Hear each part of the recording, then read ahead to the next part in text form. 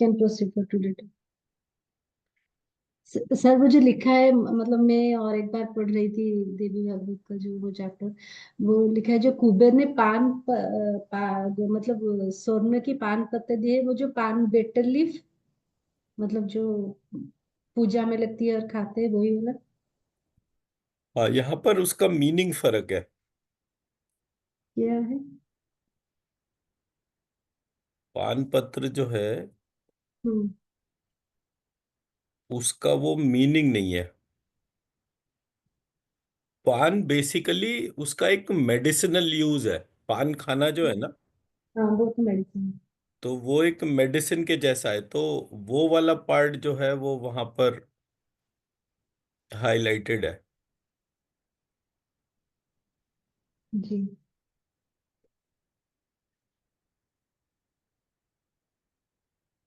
एक सेकेंड।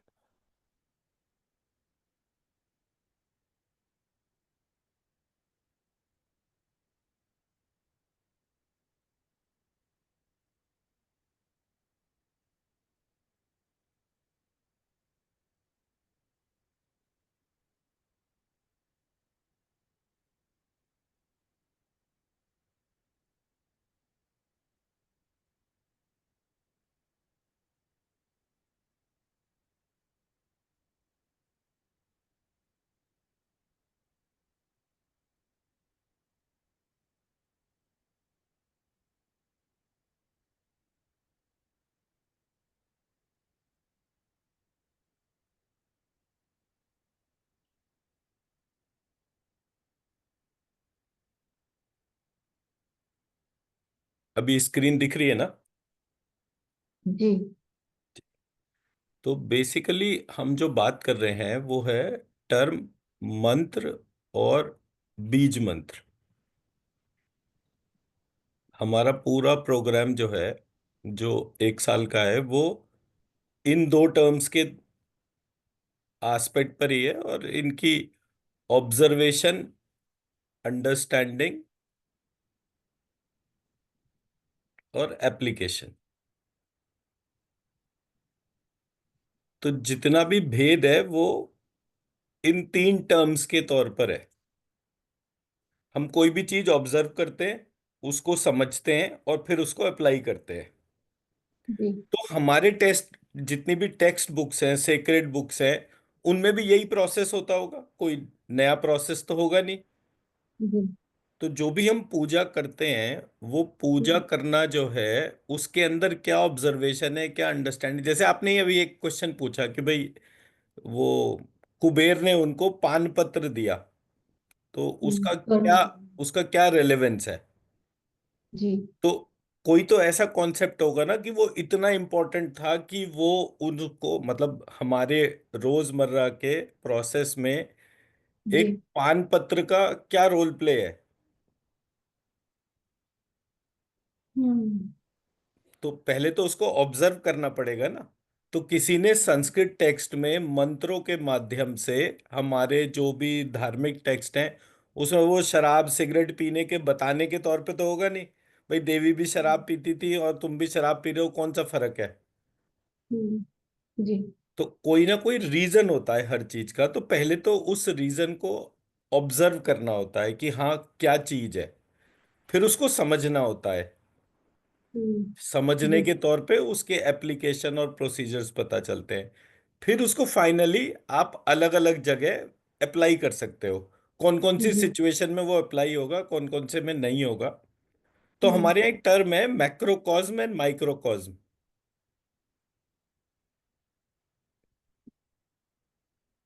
उसका क्या मतलब होता है? Smaller version, which is also complete, and the bigger version, which is also complete. हाँ, मतलब सूक्ष्म से सूक्ष्म में भी वही कंप्लीट है और स्थूल से स्थूल में भी वही कंप्लीट है। Complete. जी। ठीक है। तो हम्म। इस डेफिनेशन में केवल एक चीज आती है, वो है ईश्वर और उसके सिंबल्स। हम्म। माइक्रोकॉज्म, मतलब मैक्रोकॉज्म की अगर मैं बात करूंगा तो मैं बोलूंगा अखिल ब्रह्मांड। हम्म। उस पूरे ब्रह्मांड का कोर सेंटर कौन है? बोले जी ईश्वर ही है। इतना हम्म। बड़ा कोई कैसे बना सकता है, कोई सोच भी कैसे सकता है?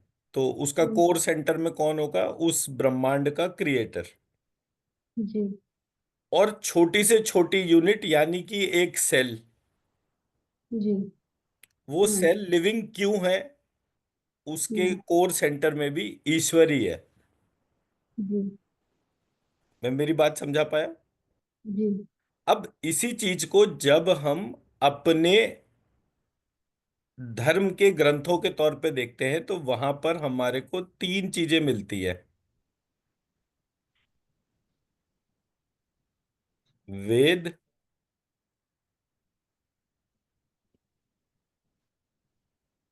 वेद, पुराण और तंत्र। ये मैक्रोकॉस्म हो गया, जिसमें कि वेद जो है वो ऑब्जर्वेशन है, पुराण जो है वो अंडरस्टैंडिंग है, और तंत्र जो है वो एप्लीकेशन है। मैं मेरी बात समझा पाया? जी। अब आपने हो सकता है वेद ना पढ़े हो, पुराण भी नहीं पढ़े हो, और तंत्र ग्रंथ भी ना पढ़े हो, जी। पर जब आप इन बेसिक पॉइंट्स को समझेंगे तब आपको उसके एस्पेक्ट्स पकड़ में आएंगे। हम्म। अब ये हो गया। और इसका कोर सेंटर में क्या है? ये तीनों चीजें किसके बारे में बात कर रही है? ईश्वर के।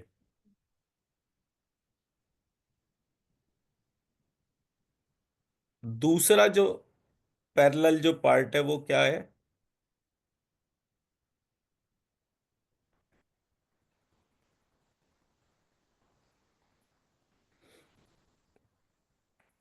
वेदांग,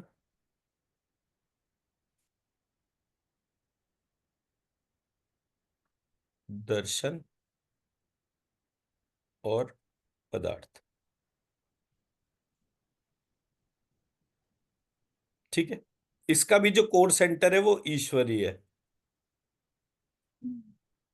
वेदांग मतलब वेद के अंग। जी। तो ये छह है। ये छह में आता है योग, सांख्य, न्याय, सॉरी, वैशेषिक,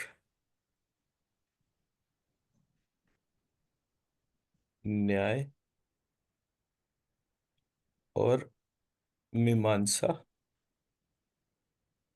और वेदांत। ये छह पार्ट हैं इसके। एक, दो, तीन, चार, पाँच, छह। आपको किसी भी बुक में ये छह इस ऑर्डर में नहीं मिलेंगे। जी। ठीक है। हम्म। तो अब क्योंकि हमें अगले एक साल तक हम्म।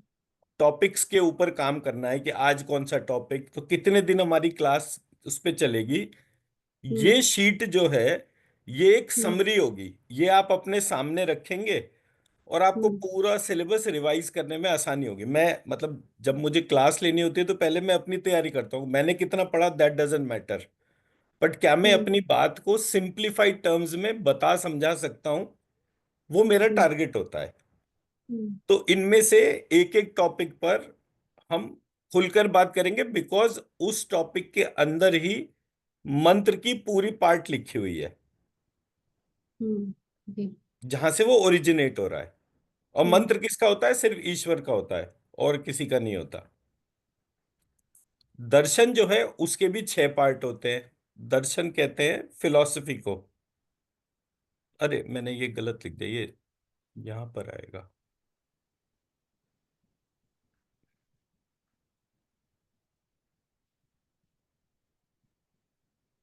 ये ये दर्शन यानी फिलॉसफी जो है उसका पार्ट है, आस्तिक फिलॉसफी।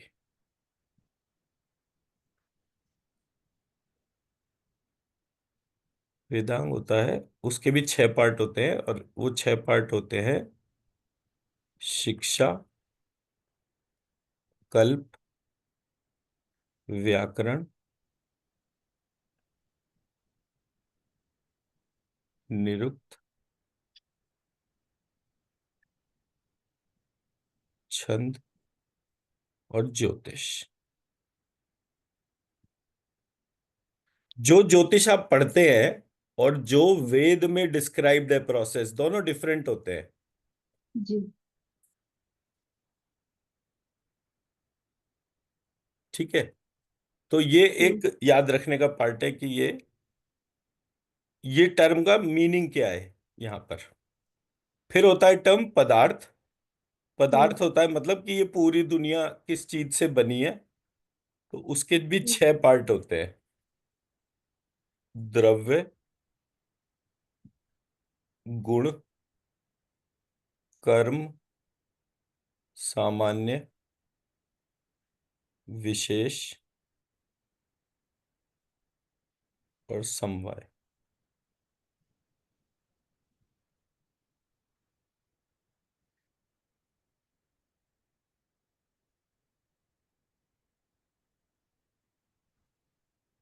ठीक है जी। तो जी। 6 + 6 + 6, ये टोटल 18 एलिमेंट्स हो गए। हम्म। ये 18 एलिमेंट्स जो हैं, बात कर रहे हैं किसके बारे में? ईश्वर के बारे में। हम्म। ठीक है, अब आते हैं इधर। वेद जो है वो जी। विद धातु से बना है। हम्म।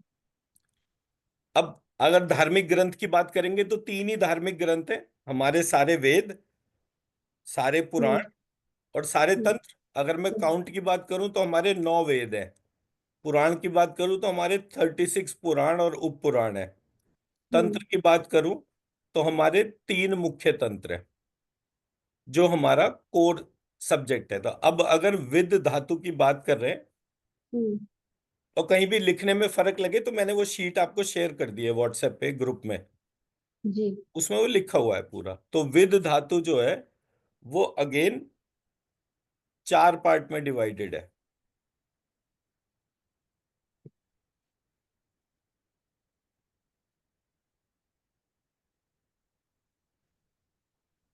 ये एक सेकंड पकड़ा देना आप।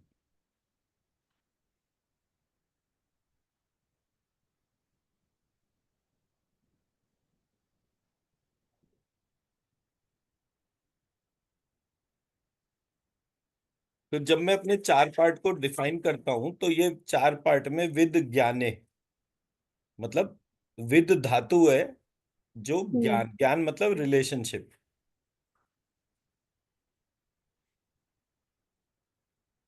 विद सत्ता, सत्ता होती है गुणों की। गुण मतलब प्रॉपर्टीज। हम्म। और तीसरा होता है विद लाभे। लाभ कहते हैं एक्शन को। कोई भी काम कर रहे हैं तो उसका क्या एक्शन है। हम्म। चौथा है विद विचारणे। विचार किस चीज का आप करते हैं? किसी भी ऑब्जेक्ट का।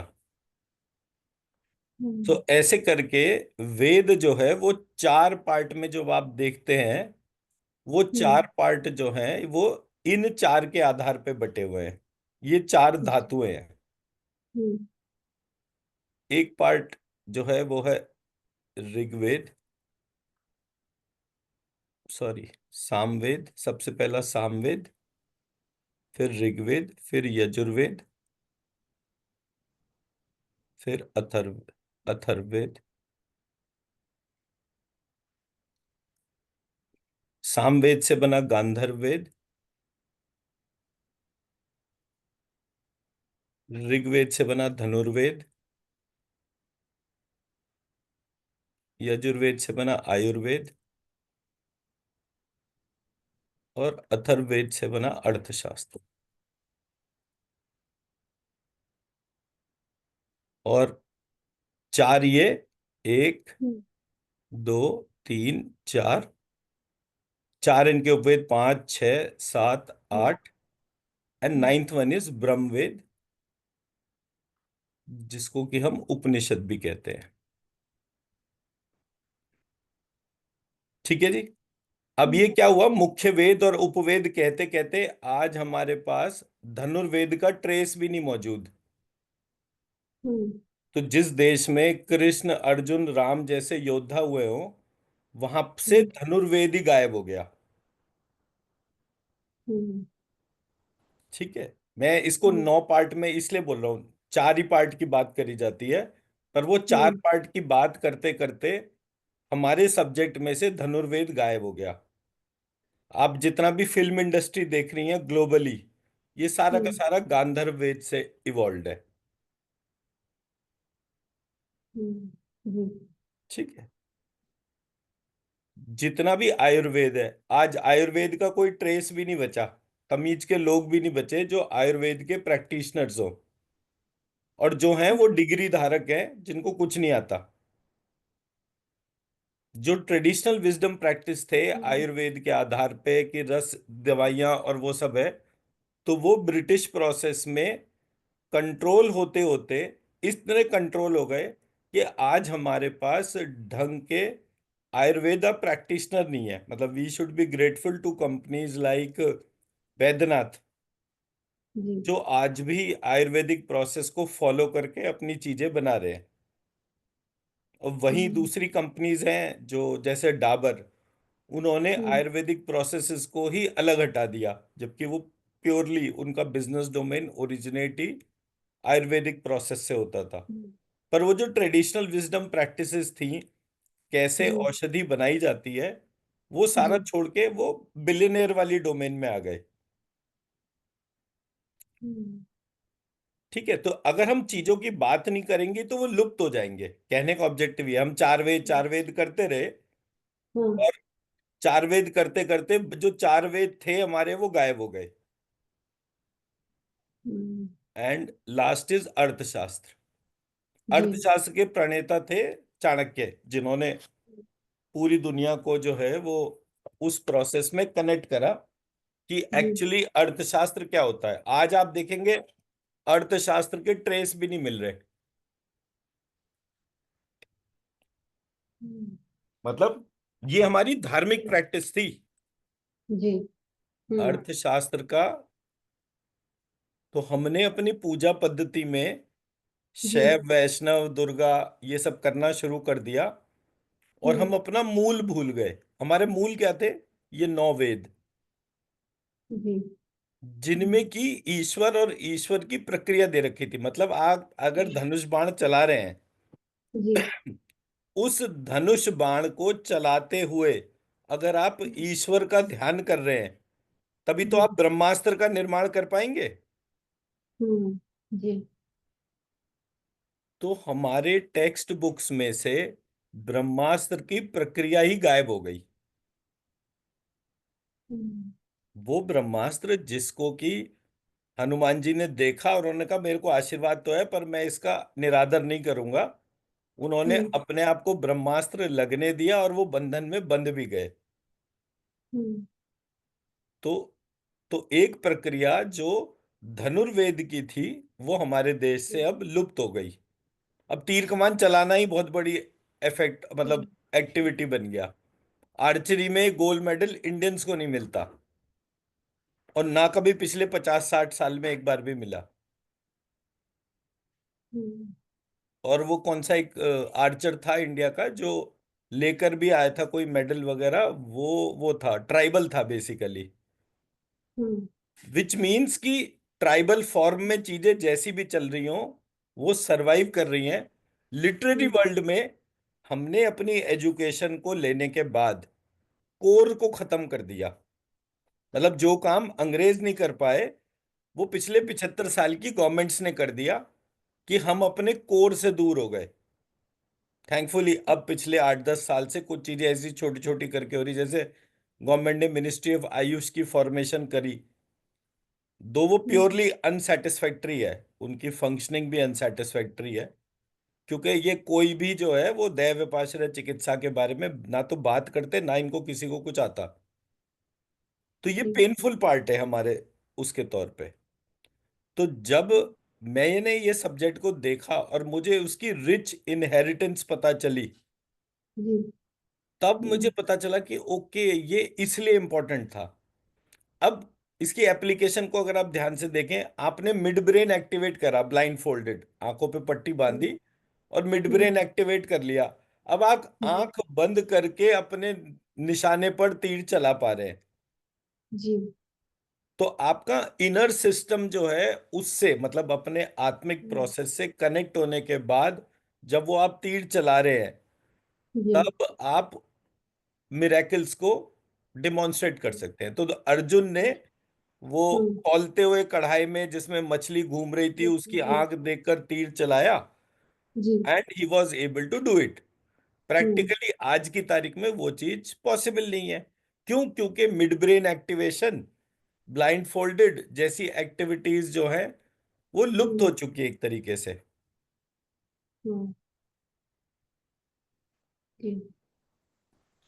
ब्रह्मास्त्र, पाशुपतास्त्र, ऐसे करके 50 दिव्य अस्त्र शस्त्रों का डिस्क्रिप्शन है, वो लुप्त हो चुका हमारे प्रोसेस में से।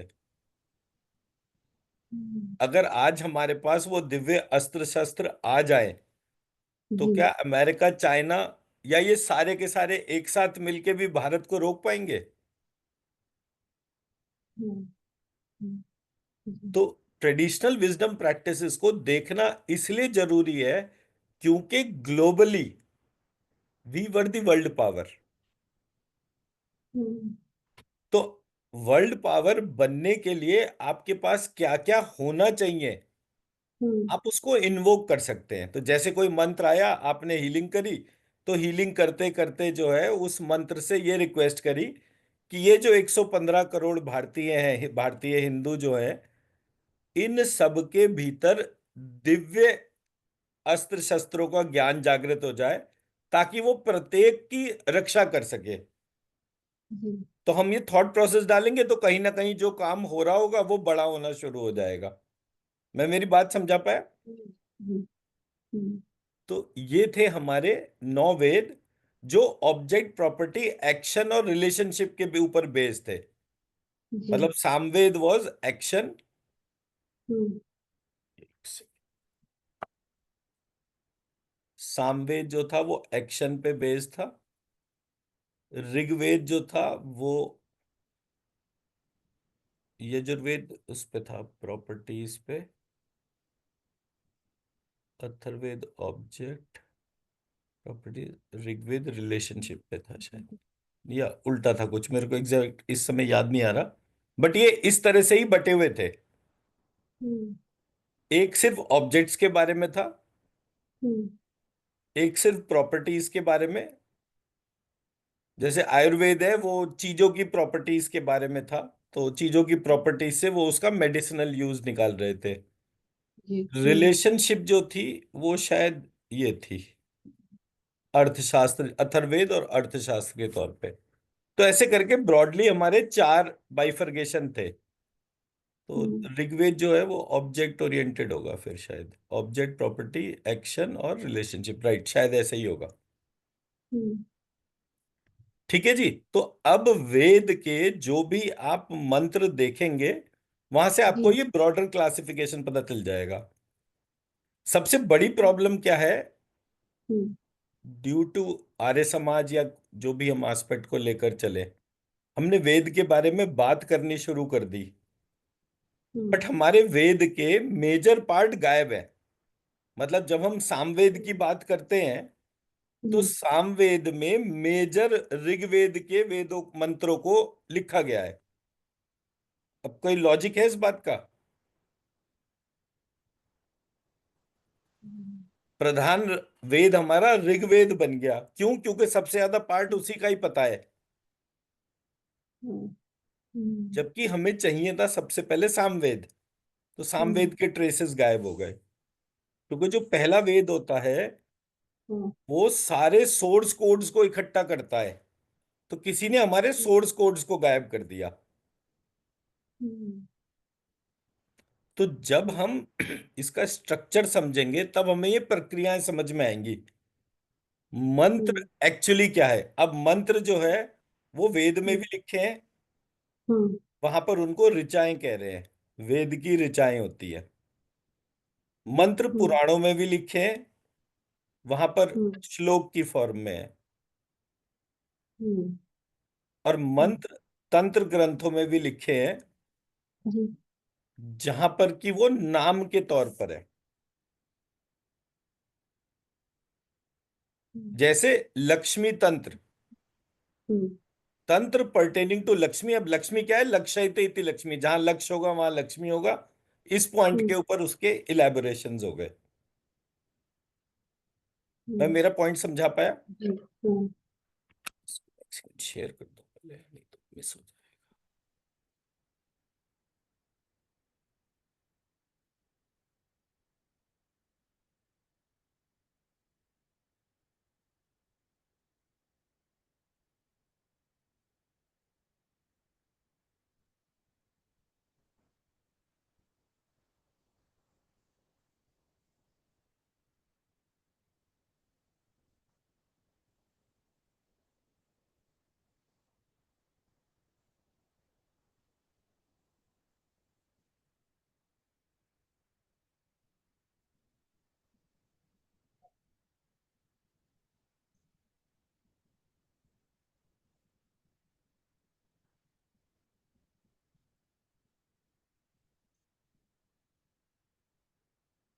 आ गया जी। जी।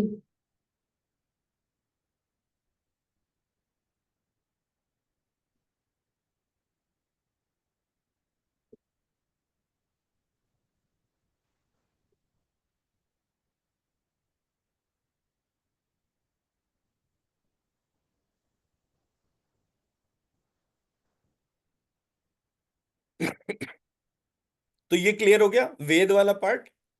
अब मैं हम्म। हाथ के हाथ मिटाता हुए चलता हूं ताकि ये पूरा समझ में भी आता रहे।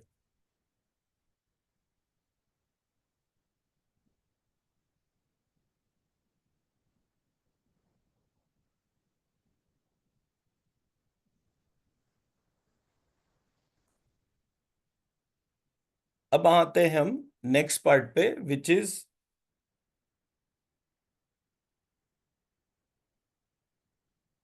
पुराण। पुराण जो है वो अंडरस्टैंडिंग है। मतलब हम्म। वेद में लिखा है हम्म। ऑब्जर्वेशन के तौर पे कि हम्म। कोई भी एक एग्जाम्पल ले लेते हैं कि धर्म का पालन करना चाहिए फॉर एग्जाम्पल। हम्म। तो पुराण क्या कह रहा है? हम्म। धर्म का पालन करना चाहिए, वो तो ठीक है, लेकिन हम्म। जिस जिस व्यक्ति ने धर्म का पालन नहीं करा उसका हम्म। विनाश हुआ। रावण का विनाश हुआ, कंस का विनाश हुआ, ऐसे करके उसने हिस्टोरिकली सारे एट्रीब्यूट्स को लिस्ट डाउन कर लिया। हम्म। तो टर्म जो है संस्कृत में वो है इतिहास पुराण। ठीक है। इतिहास हम्म। पुराण का मतलब होता है, और ये यहां पर समास है, तो समास से हम्म। इस टर्म में हम्म। तीन meaning आ गए, हम्म। इतिहास और पुराण, इतिहास का पुराण, हम्म। और इतिहास है पुराण जिसका। जी। तो प्राइमरीली ये एक हिस्टोरिकल डॉक्यूमेंट है। और ये बात करता है किस बारे में? ये बात करता है हमारे पुराण के अंदर, हमारे टोटल 18 पुराण है, 18 हम्म। उप पुराण है, तो टोटल 36 है। हम्म। अब ये बात क्या करता है? ब्रह्मा जो है उनका एक दिन, हम्म। उसकी ड्यूरेशन को डिफाइन करता है ये, 4 अरब 32 करोड़ वर्ष।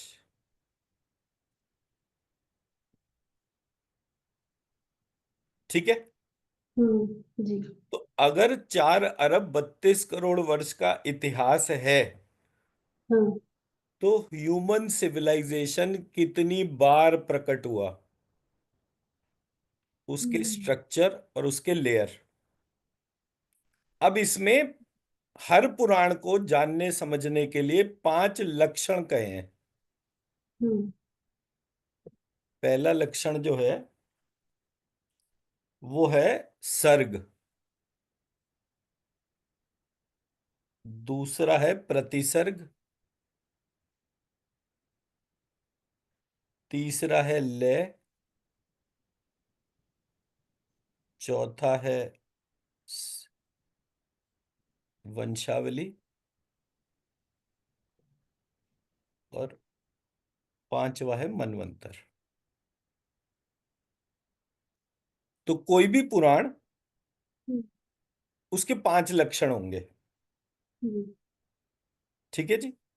ये याद रखने के हिसाब से होगा, मैं ये भी मिटा देता हूं ताकि।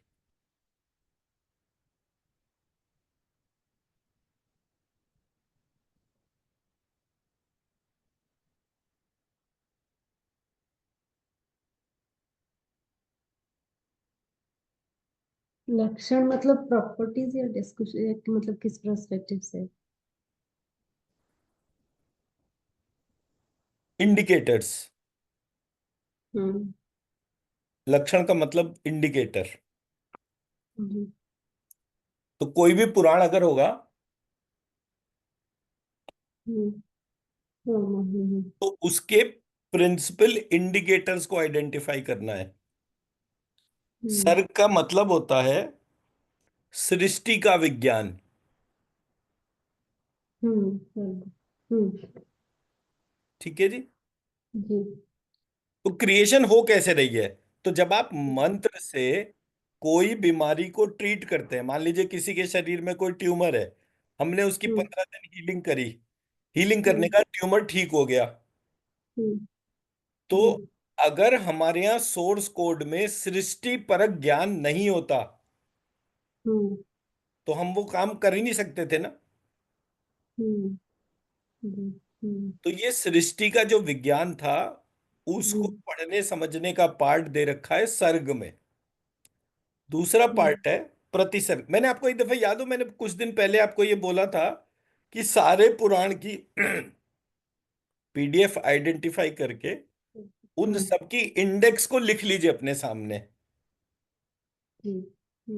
तो जब आप सिर्फ इंडेक्स के टॉपिक्स को अपने सामने लिखेंगे, तब आपको हम्म, स्ट्रक्चर पता चल जाएगा कि एक्चुअली सारे पुराणों में क्या क्या चीजें लिखी हुई हैं। तो जब हम्म, छोटी और बड़ी सारी चीजों की हम लिस्टिंग कर लेंगे, it will become easier to identify कि what is written where and why it hmm, is important. तो अभी मैं उस पार्ट को थोड़ा सा एक्सप्लेन कर रहा हूं, बिकॉज जब हम कोई एस्पेक्ट, जैसे कल मैंने आपको देवी भागवत का वो पूरा डिटेल शेयर करा था कि जी। एक पर्टिकुलर ऑरा थी जिसको सनलाइट के तौर पे देखा गया। उस हम्म, ऑरा के अंदर ही सारे देवी देवता थे। जी। और हम्म, उस ऑरा को अपने ऊपर डालने से अपने भीतर के कौन कौन से शरीर के अंग उत्पन्न होते हैं, डेवलप हम्म, होते हैं, स्ट्रेंथन होते हैं, और उसके हम्म, डाइटीज कौन कौन से हैं, ये हमने कल डिस्कस करा था। सो एक जी। ही ईश्वर है। वो एक हम्म, ईश्वर को आप सौर ऊर्जा के तौर पर लेकर चल सकते हैं, और सौर ऊर्जा पूरे ब्रह्मांड में घूम घूम के हमारे ऊपर जो पड़ रही है, उसके हम्म, प्रभाव से हम जीवित हैं। जी। हम्म, है ना? तो अब उसका पहला पार्ट हो गया सृष्टि का विज्ञान। प्रतिसर्ग हो गया सृष्टि का विस्तार। हम्म,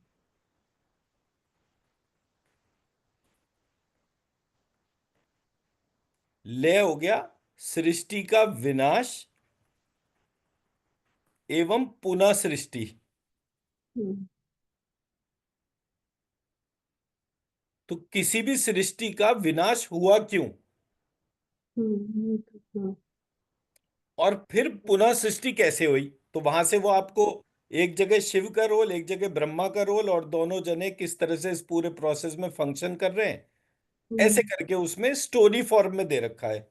स्टोरी फॉर्म हम्म, में इसलिए दे रखा है बिकॉज अब आइंस्टाइन का अगर मैं आपको जो है क्वांटम फिजिक्स के डॉक्यूमेंट्स दिखाऊंगा, वो आपको समझ जी। में ही नहीं आएंगे। हम्म, भले ही आप, पहले तो बात तो एक्सेस ही नहीं है, क्योंकि जी। उसमें न्यूक्लियर बम बनाने के भी तरीके दे रखे थे उसने। पर वो जो एस्पेक्ट है वो आप पढ़ के भी नहीं पढ़ सकते। जी। हमारे यहाँ के जो विद्वान लोग थे, उन्होंने क्या करा कि चीजों को सिंप्लीफाई करा, हम्म, ताकि जी। आप ब्रॉडर लेवल पे सारी चीजें पढ़ सके। हम्म, फिर उसको सिंप्लीफिकेशन को उन्होंने इस लेवल पर बनाया कि हर व्यक्ति जो है वो उसको पार्टिसिपेट कर सके। तो जब मैं गांधर वेद पढ़ रहा था, उसके अंदर एक हम्म, टॉपिक था नाट्य शास्त्र, हम्म, थिएटर। जी। तो थिएटर का जो फंडामेंटल प्रिंसिपल था वो ये था कि जो शूद्र है जी। हम्म, जिसको शिक्षा अलाउड नहीं थी, हम्म, उसको भी धार्मिक कैसे बनाना है। तो हम्म, थिएटर में प्लेज कर करके उनको इमोशनली डेवलप करते थे to become connected with divine. Hmm, hmm, मैं मेरी बात समझा पाया? हम्म, ये तो गधे लोग हैं जो ये बोलते हैं कि शूद्रों पे अत्याचार हुए एंड ऑल दैट नॉनसेंस, भेदभाव करा गया। आप अपने सिस्टम को पहले पढ़ो और देखो तो सही। रामचरितमानस में शबरी के बेर खाने की प्रक्रिया दे रखी थी। शबरी कौन थी? जी, शूद्र थी। उसके हम्म, बेर खाना जो है वो धर्म ग्रंथ के अंदर लिखा हुआ है। हम्म, ठीक। ऐसी वाल्मीकि रामायण के अंदर और बहुत सारे वो दे रखे हैं। अब जैसे राम ने केवट का जो डिस्क्रिप्शन दिया था, वो पूरी की हम्म, पूरी फैमिलीज ट्राइबल्स की जो है वो जंगलों में ही तो थी। उन्हीं के हम्म, घर जाना, उन्हीं के साथ रहना, उन्हीं के साथ खाना पीना। ये जंगल का 14 साल का लाइफ था। हम्म, अगर अनटचेबिलिटी होती तो क्या वो राम अनटचेबिलिटी कर रहे होते? हम्म, तो हमारे यहाँ जो हमारे धर्म ग्रंथ हैं वो मेल ट्रांसलेशन करके हमारे बीच में भेदभाव की प्रक्रिया जागृत करी। किसने करी? विदेशियों के तौर पे। अब विदेशी शुरू कब से होते हैं? जैन, बौद्ध, जुडाइज्म, इस्लाम, क्रिश्चियनिटी, ये सब लोगों ने हमारे धर्म ग्रंथ में कोई ना कोई कमी दिखाकर उसको खराब कर दिया। सो मच सो दैट कि हम अपने धर्म ग्रंथ का पालन पाठन करना ही बंद कर दें। हम्म, क्योंकि धर्म ग्रंथ पढ़ेंगे, पढ़कर विचार आएगा, विचार आने का बाद मंत्रों से जुड़ जाएंगे। मंत्रों में हम अपना शिव जी और ब्रह्मा जी इनका ध्यान करके बड़े बड़े अस्त्र शस्त्र बना देंगे। जब अस्त्र बना देंगे तो वो रक्षा करने के लिए सफिशिएंट हो गए। हमारे टेक्स्ट बुक में टिपिकली जो भागवत पुराण है उसमें लिखा हुआ है कि कृष्ण और बलराम मात्र 12 वर्ष की आयु में जरासंध की 2 करोड़ की सेना को उन्होंने पराजित कर दिया। 12 वर्ष हम्म, की आयु में। हम्म, तो 12 वर्ष के दो बच्चे अगर सही तरह से तैयार करते हैं तो वो हम्म, 2 करोड़ की हम्म, सेना को पराजित करने के लिए कॉम्पिटेंट है। आज चाइना की भी, चाइना और यूएस की आर्मी भी 40 लाख नहीं है। हम्म, तो हमारे यहाँ कैपेबिलिटी किस लेवल पे डेवलप करते थे? तो मदर बच्चे के शरीर को न्यूट्रिशन देती थी और टीचर जो है बच्चे को एजुकेट करता था। आज की तारीख में डिस्टॉर्शन इसलिए है क्योंकि हम अपने धर्म ग्रंथ से रिलेटेड बेंचमार्क्स को ऑब्जर्व ही नहीं कर रहे। हम्म, मैं मेरी बात समझा पा रहा हूँ जी, हम्म, कि ये मतलब मैंने ये सब पढ़ा ये पिछले 12-15 साल में। That doesn't matter. मेरा काम था इस पूरी प्रक्रिया को सिंप्लीफाई करना, सो दैट हम्म, कल को आपको कोई चीज पढ़नी है तो आप तुरंत नोट्स बना सकें कि अच्छा इसके अंदर इन इन पॉइंट्स के ऊपर डिस्क्रिप्शन है, मैं इन पॉइंट्स के ऊपर ध्यान रखूंगी। And then you will never leave for life. Hmm, जी, हमारे यहाँ इतने धर्म ग्रंथ हैं कि ये एक लाइफ टाइम में तो सारे पढ़े ही नहीं जा सकते। बट अगर हम्म, आपको इंडेक्सिंग करनी आती है परफेक्ट, सो जी, you can very easily index की अच्छा मुझे ये पढ़ना है, ये मटेरियल इतनी जगहों पर है। इसलिए मैंने हम्म, बोला कि जो टेक्नोलॉजी फ्रेमवर्क जो है, अगर ये हम्म, इसको पूरे प्रोसेस को डिजिटाइज कर दे तो आप हर हम्म, चीज का ग्रुप बनाकर इधर से उधर एक एक चीज को क्लब कर लेंगी ना। जी, कहां पर कौन सा मिसिंग लिंक है, ओके, वो क्या कहते हैं हम्म, उसको, माइंड मैपिंग जो होती है। हम्म, माइंड मैपिंग टर्म तो सुनी है ना आपने?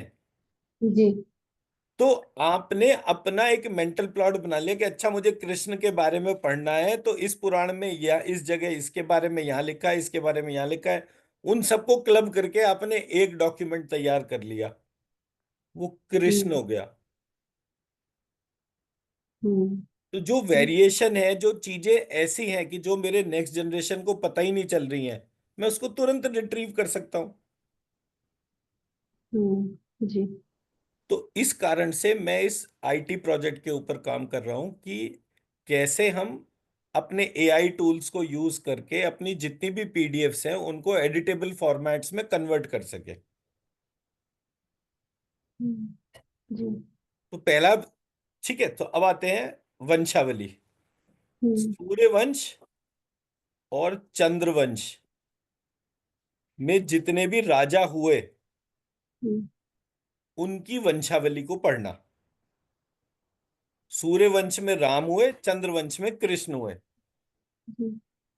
ऐसे करके वंशावली दे रखी है। ट्रेडिशनली कौन कौन से कुल सबसे प्रोमिनेंट, उनके गोत्र कौन से थे, उनके एस्पेक्ट कौन कौन से थे, उसका एक पूरा फैमिली ट्री बनाया। अब आप गई यूएस, यूएस में जाकर आपको एक महिला मिली, कहाँ रहते हो? बोले जी हम ओरिजिनली तो जगन्नाथपुरी में रहते थे। अरे पुरी में रहते थे? पुरी में तो वहीं पास में भुवनेश्वर में तो मैं भी रही हूँ। बॉन्ड बन गया। अच्छा, हम्म। आप कौन जाति के हैं? तो आपने बताया कि मेरा तो ये वाला गोत्र है। अरे मेरा भी यही गोत्र है। बॉन्ड बन गया। हम्म। अब जब कभी आपके घर में कोई आएगा, आपके घर से आप कहोगे मेरे यहाँ पास में एक और लड़की रहती है, वो भी वहां की है। बॉन्ड बन हम्म। गया। उसके घर में कोई आएगा, वो कहेगा हमारे ही गोत्र की एक लड़की इधर बराबर में रहती है। बॉन्ड बन गया। जी। हमारा पूरा सिस्टम जो है वो बॉन्ड बनाने के ऊपर था। हम्म। ब्रिटिशर्स और इससे पहले के जितने भी इन्वेडर्स थे, टिपिकली जी। कल्चरल इन्वेडर्स, उन्होंने क्या करा? बॉन्ड ना बने, इनको बांट दो। तो हर वो चीज जो बांटती थी उसको हाईलाइट कर दिया। हम्म। हमारे यहाँ पूरे प्रोसेस में ये था ही नहीं। फिर हम्म। लास्ट पार्ट आया मनवंतर। मनवंतर किसको कहते हैं? सूर्य से दूसरे सूर्य की उत्पत्ति। हम्म।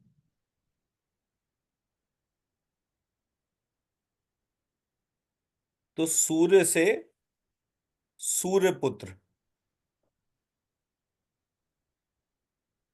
इसकी टाइम ड्यूरेशन डिफाइंड थी। इस काल को हम्म। कहते थे मनवंतर। और उस मनवंतर का एक डाइटी होता था, उस डाइटी को कहते थे मनु। हम्म। जी। वो मनु जो है वो 14 हुए टोटल। हम्म। इस प्रकार से हमारा पूरा यूनिवर्स मनवंतर में बाइफरगेट होकर चलता रहा। कौन सा मनवंतर अभी चल रहा है, कितने मनवंतर हो चुके, इस प्रकार से पूरा प्रोसेस चल रहा है। विच हम्म। मीन्स कि ये पूरी कहानी 4 अरब 32 करोड़ वर्ष से भी ज्यादा पुरानी है। हम्म। और जितना भी मीनिंगफुल पार्ट था उसको सेलेक्ट करा गया, नॉन मीनिंगफुल को छोड़ दिया गया। हम्म। तो चिन्मयी जी हुई, उन्होंने कोई इंपॉर्टेंट काम नहीं करा, तो उनका डिस्क्रिप्शन नहीं है। हम्म। देवकी जी हुई, जिन्होंने कृष्ण और बलराम को तैयार करा, उनका डिस्क्रिप्शन है। तो जिस जिसके मीनिंगफुल कॉन्ट्रीब्यूशंस थे उन सबको लिस्ट डाउन कर लिया। क्यों लिस्ट डाउन कर लिया? क्योंकि हम्म।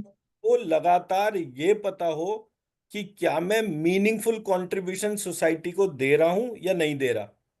जी। अगर हम्म। नहीं दे रहा तो प्रॉब्लम है। हम्म।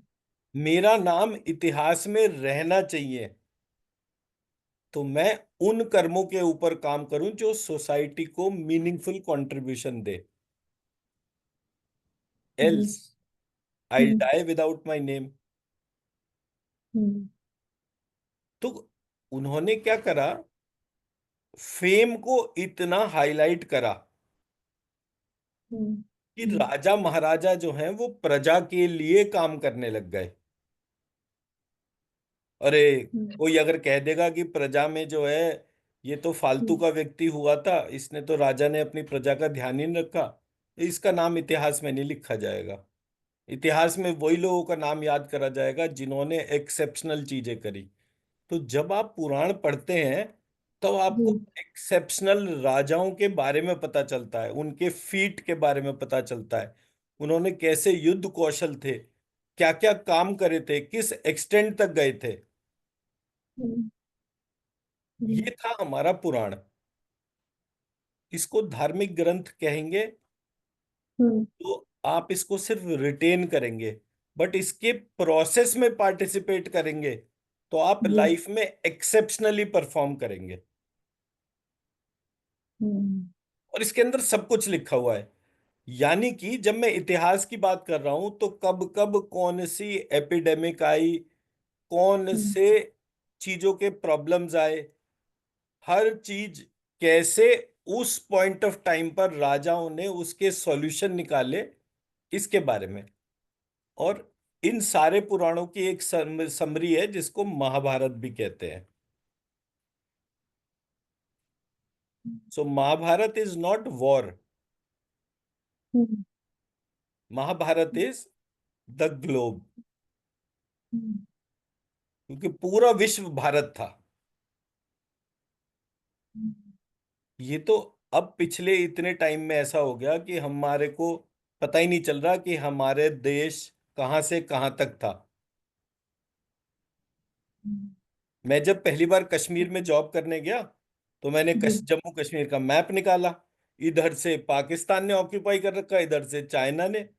तो जैसे हम ऊपर का हिस्सा ऐसे करके देखते हैं, हम्म, ये वाला भाग पाकिस्तान के पास है, ये वाला चाइना के पास है। मतलब मैं रात को उस दिन लिटरली रोया था कि मैंने कहा यार ये क्या है, हमें कभी पढ़ाया नहीं गया। हम्म, तो हमारे देश के टुकड़े हुए और हमारे देश के राजनेताओं ने वो टुकड़े होने दिए, देश नहीं बनने दिया। अफगानिस्तान, हम्म, पाकिस्तान, बांग्लादेश, श्रीलंका, नेपाल, भूटान, बर्मा, ये सब भारत के अंग थे।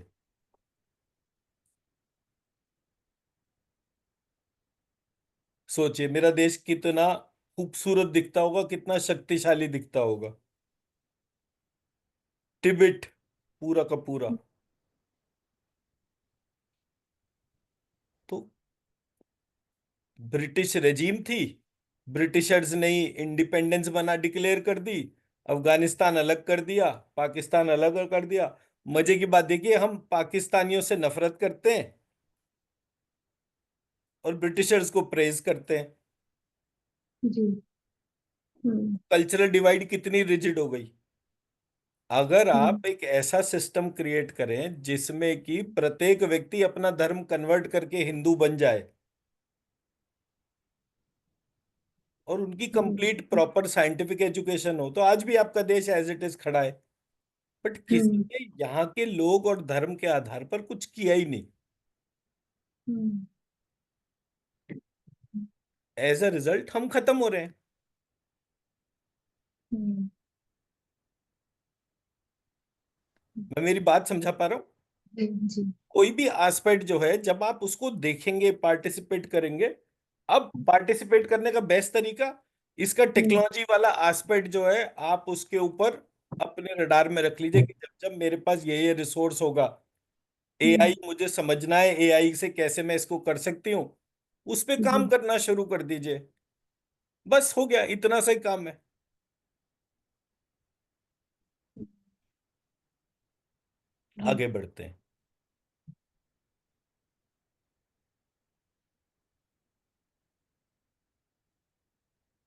अब मुख्य मुद्दा आता है, हमारे टोटल पुराण कितने थे।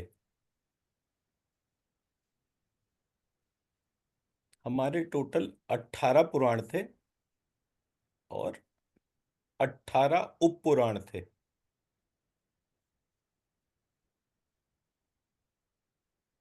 और इसका एक लॉजिकल इंटरप्रिटेशन है, वेद व्यास के एक शिष्य थे, उन शिष्य के 6 प्रधान शिष्य थे, और उन हर एक शिष्य के छह छह शिष्य थे। तो हम्म, 6 बाई 6 करके 36 बाइफरगेशन थी। 36 बाइफरगेशन दो पार्ट में डिवाइड हुई, 18 और 18। 18 को पुराण बोला गया और 18 को उपपुराण बोला गया। बाद में इनकी डेफिनेशंस में भी चेंजेस हुए, और मेजॉरिटी पुराण जो है अब हम उसको नहीं देख पाते।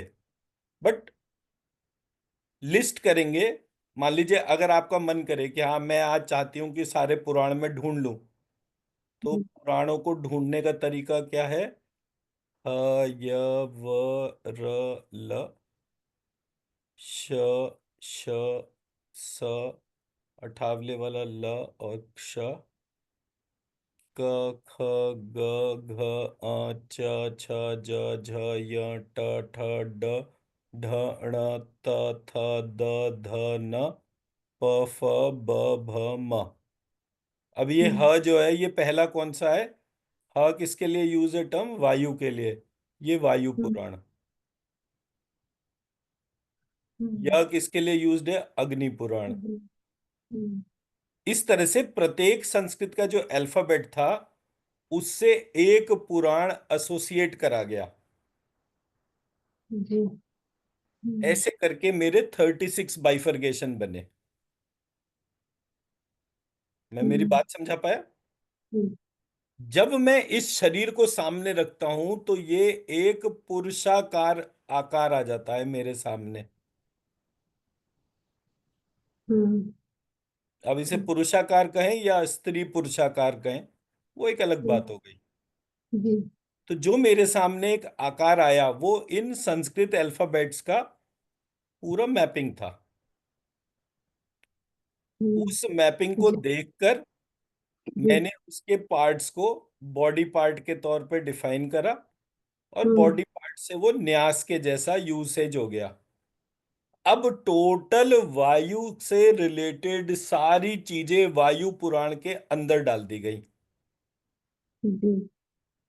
प्रॉब्लम क्या हुई? जो हम्म, नेक्स्ट से नेक्स्ट फेज आए, लोगों ने देखा कि ये तो पूरा प्रोसेस खत्म करते जा रहे हैं। तो उन्होंने हर पार्ट का एक छोटा सा पार्ट सब में डिवाइड कर दिया। Means what? मतलब वायु से रिलेटेड, मान लीजिए सोर्स कोड जो है, अगर सिर्फ वायु पुराण है और उसमें हम्म, सारी चीजें वायु से रिलेटेड है, और हाँ, मैं वायु पुराण गायब कर दूं, तो मॉडल डिसफंक्शनल हो गया ना।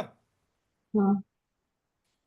तो उन्होंने फिर नेक्स्ट फेज में क्या करा, हर पुराण का थोड़ा थोड़ा मटेरियल सब में डाल दिया, सो दैट अगर लोग 36 पुराण नहीं पढ़ेंगे, कोई एक पुराण पढ़ेंगे, तो भी वो उस बेस से कनेक्ट हो जाए। और हर एक के लिए कोई ना कोई प्रोसेस डिफाइन कर दिया। किसी के हम्म, बच्चा नहीं हो रहा तो उसको हरिवंश पुराण पढ़ना पड़ेगा। हरिवंश पुराण पढ़ेगा तो उसे पूरा स्ट्रक्चर पता चलेगा, कब कौन सा राजा हुआ था, मतलब 5 लक्षण पता चल गए। उसके हम्म, दिमाग में फिर से आ गया, अच्छा ऐसे करना है, ये एम्बिगिटी है, इसको दूर कर लेता हूं, और मेरा जो है। हम्म, तो उन्होंने बोला हर एक पुराण को 3 बार पढ़ना पड़ेगा संस्कृत में। 3 बार हम्म, पढ़ने से उसकी वो जो प्रॉब्लम जो है वो रिजॉल्व हो जाएगी। हम्म, फिर उन्होंने बोला अच्छा घर में कोई मर गया, भूत प्रेत का चक्कर है, तो आप जो है हम्म, भागवत पुराण पढ़ो, भागवत सप्ताह करो। हम्म, वैष्णवों को टाइम आया तो उन्होंने वैष्णव ग्रंथ प्रोपोगेट कर दिए। शैव का टर्म आया तो उसने शैव ग्रंथ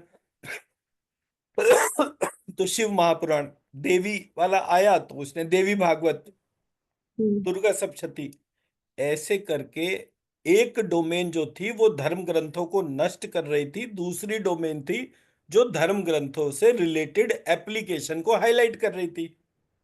हम्म, फिर हम्म, उन्होंने कहा कि भाई एक ऐसा फॉर्मेट बना दो जिससे इनको डर लगे। तो तंत्र का फॉर्मेट क्रिएट करा गया।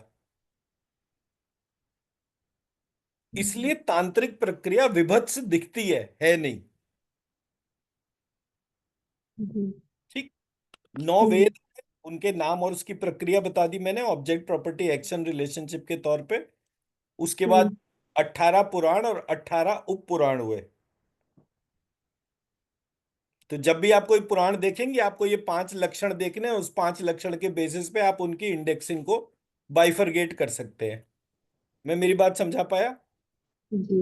अब आते हैं तंत्र के ऊपर।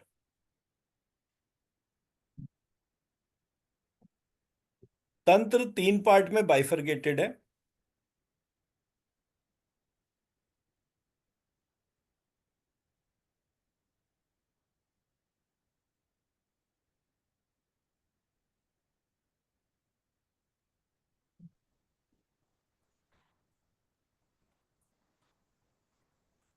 आगम, यामल और मुख्य तंत्र।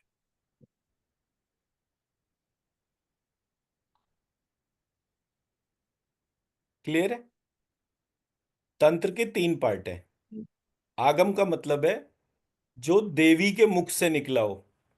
अब टोटल हम्म। तंत्र जो है, it is a dialogue between Shiva and Shakti. हम्म। जी। शिव का मतलब मैस्कुलिनिटी से रिलेटेड सारी डिटेल, शक्ति का हम्म। मतलब फेमिनिटी से हम्म। रिलेटेड सारी हम्म। डिटेल। एक सेल्यूलर रिप्रोडक्शन और एक hmm. Power to do cellular reproduction. Hmm. तो एक जगह शिव सवाल कर रहे हैं और देवी आंसर कर रही हैं, एक जगह देवी क्वेश्चन कर रही हैं, शिव आंसर कर रहे हैं। हम्म। ये शिव है यहां पर और ये शक्ति है। हम्म। क्लियर? मुख्य हम्म। तंत्र जो है वो उसकी एप्लीकेशन है,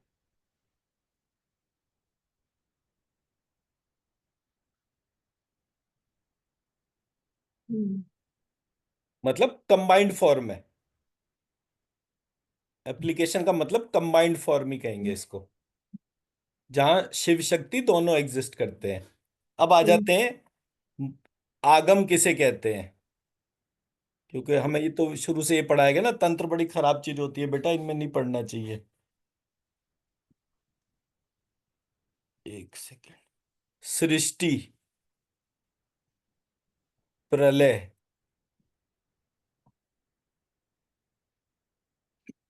देवताओं की पूजा,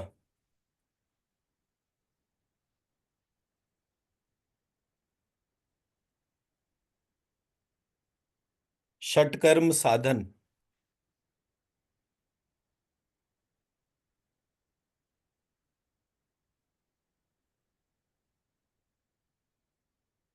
और ध्यान योग।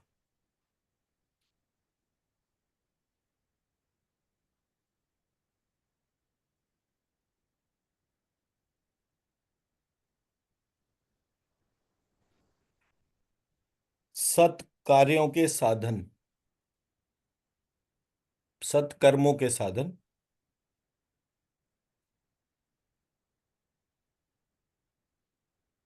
और पुरस्चरण, क्या होता है, कैसे करा जाता है, ऑल दैट।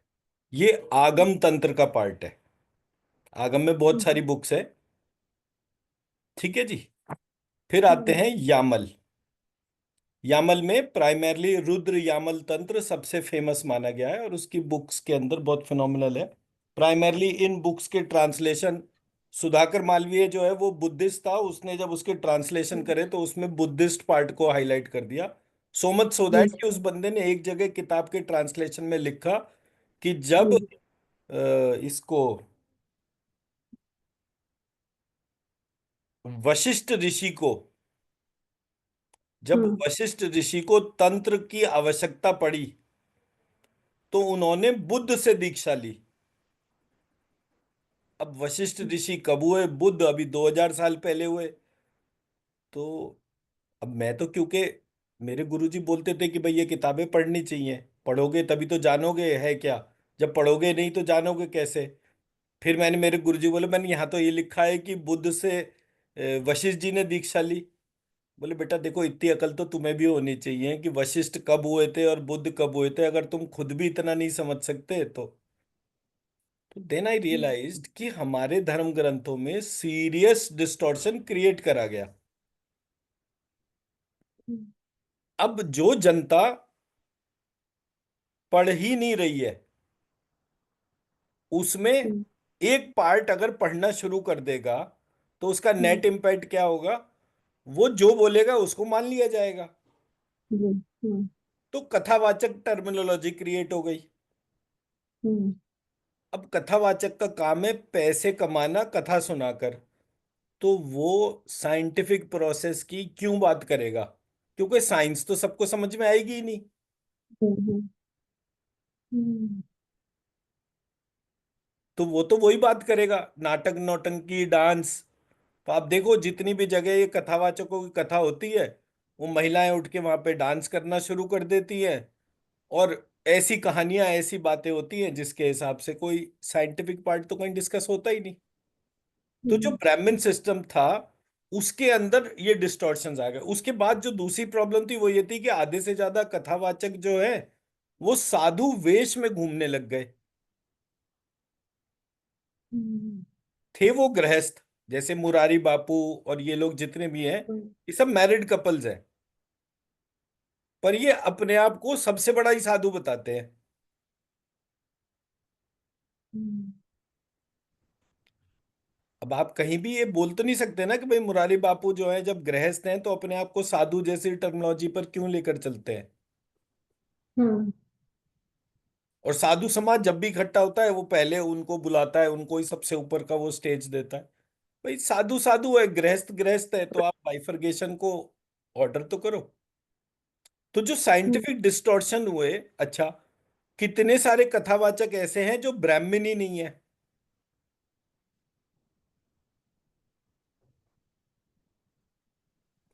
तो अब आप ये समझो कि कोई भी चीज जब हम पढ़ते हैं समझते हैं, उससे हमारा अंडरस्टैंडिंग बनता है, उसकी अप्रोच बनती है। हमारे हम्म, को कोई भांडपना थोड़ी करना है कि ये धर्म ग्रंथ और उस सब के हिसाब से, उसके साइंटिफिक पार्ट से कनेक्ट होना है, उस ईश्वर से कनेक्ट होना है। बट हम वो ईश्वर से कनेक्ट ना होकर उसके दूर जाने वाली प्रक्रिया से कनेक्ट हो जाते हैं। क्योंकि हर जनरेशन के बाद की जो नेक्स्ट जनरेशन होती है हम्म, वो साइंस और कंप्यूटर पढ़कर हर समय लॉजिक की बात करती है। और जब आप ये ऊल जलूल कहानियां सुनाते हैं तो आप जी, लॉजिक से दूर हो जाते हैं। एज अ रिजल्ट हर जनरेशन दूसरी जनरेशन से दूर होती गई। हम्म, आज जितने भी भारतीय अमेरिका और विश्व के अलग अलग देशों में धार्मिक आर्थिक रूप से जितने भी मजबूत है, वो धार्मिक रूप से उतने ही निर्बल है। जी, उनको अपने धर्म ग्रंथों में क्या क्या पार्ट साइंटिफिक है, कितना पार्ट साइंटिफिक है, उसके बारे में पता ही नहीं है। कोई चीज किसी ने एक रील बनाकर डाल दी और हम्म, वही सब जगह फैलाते रहते हैं। हम्म, देखो ये धर्म होता है, ये धर्म होता है, फलाने कथावाचक ने ये अपनी रील डाल दी। अभी आजकल एक वो साधु है ना, वो कौन सा, वृंदावन में एक साधु है वो, उसकी बहुत रील पॉपुलर होती है। हम्म, तो जब मैंने वो देखा तो मुझे रियलाइज हुआ कि जो हमारा एक बृहद स्वरूप है, हम उस स्वरूप से धीरे धीरे धीरे धीरे होके दूर जा रहे हैं because we are not using the logical aspect of technique. Hmm, जितना ज्यादा लॉजिकल और साइंटिफिक सिस्टम को आप देखेंगे उतना ज्यादा आप लॉजिकली क्वेश्चन करेंगे। आपके पास अगर आज पैसा नहीं है तो क्यों नहीं है? आपने कहा जी मैं ब्राह्मण हूं, ब्राह्मण को तो लक्ष्मी जी का श्राप है। क्यों लक्ष्मी जी का श्राप है? ऐसा क्या हुआ था? क्या उसको रिवर्स नहीं किया जा सकता? जब आप उन एस्पेक्ट्स पे क्वेश्चन ही नहीं करेंगे तो सॉल्यूशन भी नहीं हम्म, देखेंगे। अरे नहीं बेटा, बड़ा मत सोचो, सीधी सादी अपनी नौकरी करते चलो, ज्यादा दिमाग मत लगाओ। अब नौकरी उस समय अंग्रेज बांट रहे थे, 10 लाख लोगों को सेना में 1 लाख लोगों को सेना में डाल दिया, इसको इसमें इंजीनियरिंग में डाल दिया, इसको उसमें डाल दिया, उसके उसमें डाल दिया।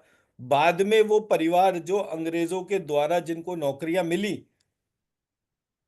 अब नौकरी किस किस को मिली? जज को मिली, वकील को मिली, सिविल सर्वेंट को मिली। तो ऐसे करके आर्मी वाले को मिली, ऐसे करके पूरा सिस्टम ब्रिटिश ने डेवलप कर दिया। ब्रिटिश से पहले यही प्रोसेस मुस्लिम्स ने डेवलप करा। तो राजा मुस्लिम से लड़ रहे थे, उनको मार रहे थे। तो अंग्रेजों ने कहा कि ये राजा को ही अपने कंट्रोल में ले लो, प्रजा को यही कंट्रोल करेगा। प्रोसेस में बाइफरगेशन डालते गए और धीरे धीरे हम जो हैं वो मालिक से नौकर बन गए। ये बेस था हमारा। हम्म, और हम जब अपने धर्म ग्रंथों को पढ़ते हैं तो हमें बड़ी बड़ी इच्छाएं, ऐसे ऐसे कार्य करने की प्रेरणा मिलती है कि जो हम किसी भी तौर पे नॉर्मली नहीं कर पाते। हम्म, तो वो एस्पेक्ट आप तब जान सकते हो जब आप उसको पढ़ोगे। और इतनी पेशेंस किसके पास है? मेरा तो खैर एक टाइम था ऐसा कि मैं कोई ना कोई चीज पढ़ता रहता था, तो वो मेरा शौक बन गया। जैसे ही मैंने जॉब छोड़ी, इमिडिएटली दूसरा प्रोसेस क्रिएट हो गया। तो मुझे समझ में आया कि ये पूरी प्रक्रिया जो है, इस पे काम करना इसलिए जरूरी है। आज जो नेक्स्ट लेवल का क्वांटम रेवोल्यूशन है वो भारत से ही निकलेगा।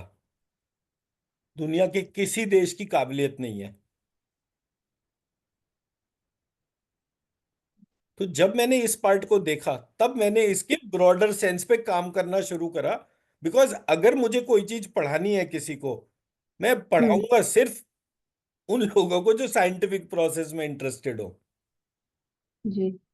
कथावाचक तो बहुत सारे हैं, मुझे वो कथावाचक बनना ही नहीं है। मेरा काम है एक साइंटिफिक रेवोल्यूशन को घर घर में जागृत करना।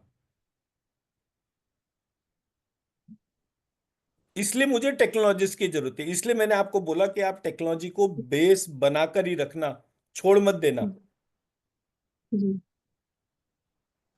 जैसे ही वो छूटेगा सब कुछ छूट जाएगा। आगे बढ़ते हैं। हम्म, यामल।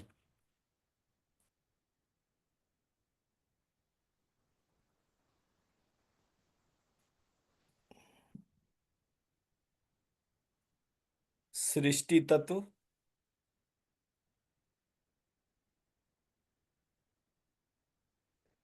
ज्योतिष।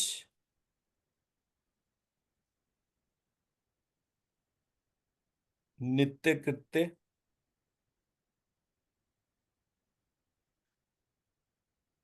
नित्य कृत्य मतलब डेली शेड्यूल। क्रम मतलब ऑर्डर। सूत्र मतलब बाइंडिंग फैक्टर। वर्ण भेद, कौन सा वर्ण का क्या कार्य था। युग धर्म, कौन से युग का क्या कार्य था। ये पूरा डिस्क्रिप्शन जो है वो यामल तंत्र का पार्ट है। और इसमें सबसे फेमस हुआ था रुद्र यामल तंत्र। तो जब आप वो संस्कृत डॉक्यूमेंट्स वाली साइट पर जाएंगे तो आपको वो सारे के सारे, बस आगम ग्रंथ लिखिएगा तो लिस्ट आ हम्म, जाएगी कौन कौन से आगम में ग्रंथ पब्लिश हुए। अब आते हैं मुख्य तंत्र। अभी तक इसमें जितने भी आपने देखे, इसमें क्या आपको कोई भी खराब चीज देखने को मिली? हम्म, हमें बचपन से ही पढ़ाया गया ना, तंत्र बेटा बड़ी खराब चीज होती है, तंत्र में नहीं पढ़ना चाहिए। हम्म, इसलिए मैं हाईलाइट कर रहा हूं। मुख्य तंत्र। मुख्य तंत्र में आता है सृष्टि, लय, मंत्र, मंत्र निर्णय, कौन सा मंत्र अप्लाई होगा कौन सा नहीं। तीर्थ, आश्रम धर्म,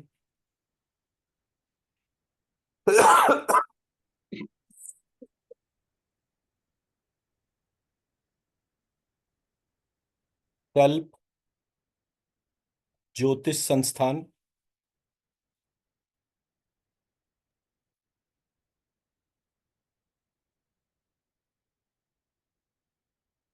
व्रत कथा,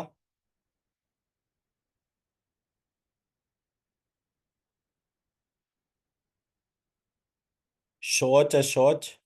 शौच अशौच से क्या समझते हैं आप? शौच किसे कहते हैं? क्लेंजीनेस, क्लीनिंग। शौच नॉर्मली जो लेमैन टर्म में जो यूज करा जाता है वो पॉटी जाने के लिए होता है। हाँ। हम्म। यहां पर शौच अशौच का मतलब है क्या करने योग्य है, क्या नहीं करने योग्य। हम्म। अब किताबें थोड़ी पॉटी करने का तरीका बताएंगी। हाँ। शौच अशौच।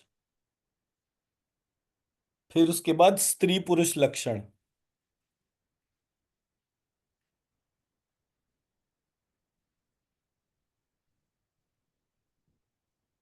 फिर राजधर्म, राजाओं का धर्म कैसा होना चाहिए, उसमें उन्हें क्या क्या चीजों के ऊपर फोकस्ड होना चाहिए। दान धर्म, कब कितना कैसे दान करना चाहिए। युग धर्म, कौन से युग में क्या धर्म की स्थिति थी, वो वाला पार्ट। व्यवहार,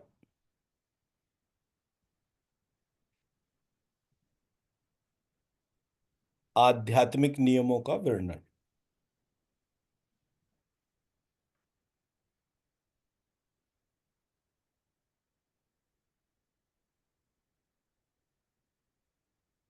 ठीक है जी।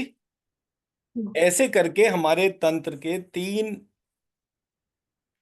एस्पेक्ट्स जो हैं वो हमारे सामने थे, और इनमें से कोई भी पार्ट ऐसा नहीं था विच इज पॉल्यूटेड और करप्ट। हम्म। इसमें लेकिन बहुत सारे ऐसे पॉइंट्स दे रखे थे कि अगर शत्रु सेना आक्रमण कर दे तो क्या क्या चीजें करनी चाहिए जिससे शत्रु सेना भाग जाए। गोरिल्ला वारफेयर, ऐसी चीजें हम्म। तंत्र की बुक्स में लिखी हुई हैं बहुत सारी जगह। जी। इस कारण से मुझे पता चला कि किसी ने क्यों तंत्र के पढ़ने को मना करा, क्यों उसकी डेफिनेशंस को पॉल्यूट करा। क्योंकि हमारे यहाँ घर घर में जब धर्म ग्रंथ पढ़ाए जाते थे हम्म। गुरुकुल के माध्यम से, तो गुरुकुल खत्म करने का कारण आ गया। हम्म। गांव गांव में गुरुकुल बने हुए थे, तो प्रत्येक हाँ। गुरुकुल में अब कौन जाके देखेगा कौन क्या पढ़ा रहा है क्या कर रहा है। पता चला पूरे देश में हर समय आर्मी तैयार होती रहती थी, और जो भी राजा जिस योद्धा को देखता था जो फिनोमिनली पावरफुल था, जिसको अस्त्र हम्म। शस्त्र की नॉलेज थी, जिसकी मोरालिटी वैल्यूज बहुत हाई थी, वो उसको सैनिक या गुप्तचर बना देते थे। हम्म। सैनिक का जी। मतलब था राजा की आर्मी में पार्टिसिपेट करो, हाँ। हाँ। गुप्तचर का मतलब था घर में रहकर काम करो और साथ के साथ खबरें पहुंचाते रहो। हम्म। ऐसा हमारे देश के अंदर व्यवस्था थी। किसी ने वो व्यवस्था जड़ से काट दी।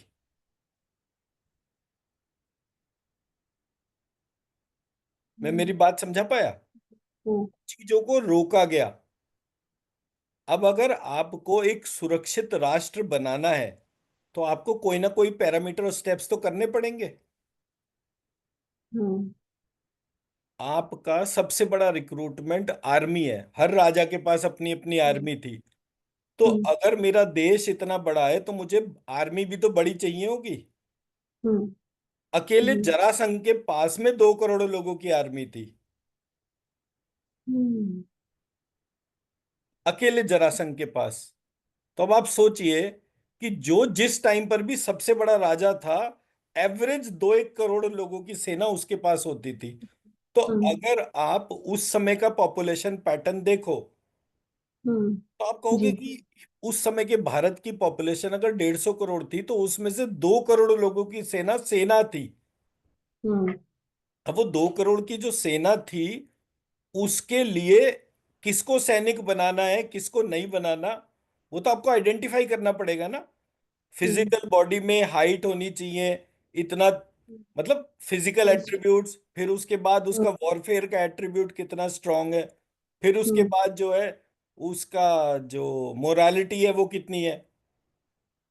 जी। कोई आदमी सैनिक बन गया और सैनिक बनकर ही वो सबको प्रताड़ित करने लग गया तो भी तो प्रॉब्लम होगी ना। जी। तो उस समय के डेफिनेशंस में जो सबसे बड़ा एस्पेक्ट था वो था पुलिस। पुलिस और हम्म। आर्मी दो नहीं थे, एक थे। हम्म। हम्म, सोचिए, पुलिस हम्म, का रोल क्या होता है, आर्मी का रोल क्या होता है। आर्मी के व्यक्ति को देश की रक्षा करनी होती है, किसी ने पुलिस वाले को बना दिया, और बाई रोटेशन ये वाला पार्ट होता था। हम्म, आपको इतने टाइम जो है फौज के तौर पे सर्व करना है, इतने टाइम्स जो है सिविल उसके तौर पे पार्टिसिपेट करना है, और उसमें बकायदा पूरा प्रोसेस होता था। एज अ रिजल्ट, अब पुलिस वाले को देश से मतलब नहीं, देश को पुलिस से हम्म, मतलब नहीं। जगह जगह फौजी जो है वो पुलिस वाले को पीट देते हैं, जगह जगह पुलिस जो है फौजी को पीट देती है।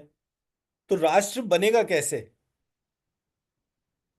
हम्म, आप मेरा ऑब्जेक्टिव समझ पाए मैं जो बता रहा हूँ? हाँ, पुराने जो प्रोसेसेस थे, उनकी जो ब्यूटी थी, वो कभी हमारे को पढ़ने समझने के लिए दी ही नहीं। हम्म, हम्म, एज अ रिजल्ट हम गुलाम हो गए। और हम्म, ये भला हो उन लोगों का जो आज भी देश के अंदर धार्मिक चीजों को प्रोपोगेट होने दे रहे हैं। हम्म, अदरवाइज हम नहीं सरवाइव कर पाते। हम्म, हम सरवाइव इसलिए कर रहे हैं क्योंकि हमारे देश में सारी चीजें प्रॉपरली चल रही हैं। जी। अदरवाइज हम, आज भी आप ये देखिए कि मैं अब इसको देख रहा था, अ, हिंदुस्तान से जितना भी इंटेलेक्चुअल ब्रेन था वो सब यूएस, यूरोप, ऑस्ट्रेलिया, इन हम्म, कंट्रीज में जाके जॉब करने लग गया। हम्म, बट जो अपब्रिंगिंग थी, उस अपब्रिंगिंग ने उनको आज भी भारतीय रखा। हम्म, जो हिंदुस्तानी एम्प्लॉय है, वो हाईएस्ट है मोरालिटी में, नॉलेज में, हम्म, और डिफिकल्ट टेरेन और टाइमलाइंस में काम करने के लिए। तो एक सैनिक का गुण आज भी जीवित है। हम्म, एक वाइट, एक चाइनीज आज भी in terms of morality Indian employ के आसपास भी नहीं आता। हम्म, उसको आप कितना ही डिफिकल्ट टाइमलाइंस दे दीजिए काम करने के लिए, वो हमेशा रिजल्ट देता है।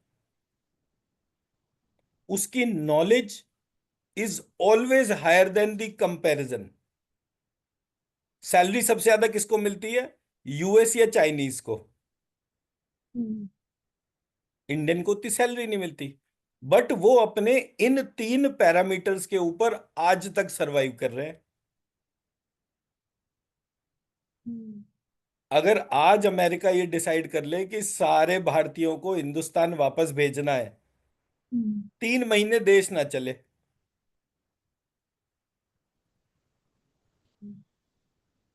हम्म, 3 महीने देश नहीं चलेगा। हम्म, जैसे हमारे घरों में बिहारी हम्म, लेबर होती है ना, खाना जी। पिलाने और मजदूरी हम्म, करने, उन सबके लिए बिहार से लेबर आती है। हम्म, जैसे ही बिहार में मनरेगा वगैरह शुरू हुआ, लेबर आनी कम हो गई, बंद हो गई। एज अ रिजल्ट पूरे देश दुनिया में जो खेती हम्म, बाड़ी थी भारत के अंदर, वो सब ठप होने लग गई। क्यों? क्योंकि हम्म, बिहारी मिल ही नहीं रही था, लेबर किसी भाव में नहीं मिल रही थी। हम्म, उसी तरह से हिंदुस्तानी जो है वो वही बिहारी लेबर की तरह अमेरिका में है। काम हम्म, सारे वही कर रहा है। उसको आप हम्म, अलग हटा दो, पूरा हम्म, सिस्टम क्रॉपल कर जाएगा। हम्म, क्योंकि इनको तो नशा करने से, हम्म, कोई भी चीज करने के हिसाब से इनको उससे फुर्सत ही नहीं है। परिवार इनका है नहीं, तो धीरे हम्म, धीरे धीरे करके कितना हम्म, सरवाइव। तो हम्म, 1947 से 2025, इस पूरे पीरियड के अंदर पूरे विश्व में भारत ही एक ऑल्टरनेट के तौर पे दिख रहा है जो स्टेबल है। हम्म, यानी आपने हमारे को तो गुलाम बना दिया, हम गुलाम बन भी गए, कोई प्रॉब्लम नहीं है। आपने हम्म गुलाम मान लिया, कोई प्रॉब्लम नहीं है। पर हमारे अलावा आपके पास आज कोई भी ऑल्टरनेट नहीं है। और ये बात मैं ऐसे नहीं कह रहा, मैं एस्ट्रोलॉजी वगैरह सब एस्पेक्ट से चेक कर चुका ना। 2027 डॉलर का हम्म प्राइस 50% से ज्यादा टूट जाएगा। 2030 हम्म डिवीजन ऑफ कंट्रीज फिर से होगा, रीडिवीजन होगा। अभी उन्होंने बोला है ना कनाडा को कि कनाडा हम्म जो है वो 52nd स्टेट बन जाओ और हम तुम्हारे हम्म को देख लेंगे। हम्म यूरोप ऑलरेडी अलग हट गया। यूएस ने वर्ल्ड बैंक से अपने आप को अलग कर लिया। हम्म अब चाइना वर्ल्ड बैंक का पार्ट होगा तो चाइना वर्ल्ड की पॉलिसीज को डिफाइन करेगा। ट्रांसफॉर्मेशन कॉन्टिन्यूअस होगा। आप कुछ भी करो, मुझे पैसा ला कर दो, मेक्सिको का बिजनेस मॉडल ग्लोबली इंप्लीमेंट हो जाएगा। हम्म मंत्र चिकित्सा इसलिए आवश्यक है क्योंकि जितने ज्यादा लोग थॉट प्रोसेस में नेगेटिव एलिमेंट्स को जितना क्लीन कर देंगे, उतना हम्म डीपर आप वर्ल्ड पीस हम्म आइडेंटिफाई करेंगे। हम्म तो अपने सिस्टम को जानना इसलिए इतना जरूरी है। कोई ऐसा नहीं है कि ये पार्ट से कोई नेगेटिव एट्रीब्यूट है। इसका जो मेजर पार्ट था मुझे आज के टॉपिक पे बोलने का, वो यही था। ईश्वर हम्म हमारे देश के अंदर कोर सेंटर था, जो वेद, पुराण और उपतंत्र के अंदर डिफाइंड था। वेद का एक पार्ट उपनिषद है और ये टोटल 9 है। पुराण में 36 पुराण है, पुराण प्लस उप पुराण। तंत्र में ये हम्म 3 पार्ट है, लेकिन स्टैंडर्ड अगर बुक्स के तौर पर लेकर चले तो 15-20 आगे हम्म आपको आराम से मिल जाती है। जी इन तीनों के अंदर सिर्फ हम्म एक ही चीज की डिस्क्रिप्शन है, वो है ईश्वर। हम्म जहां भी आप बुद्धिस्ट को देखेंगी, वहां पर आपको डिस्टॉर्शन मिलेगा इन द फॉर्म ऑफ ईश्वर।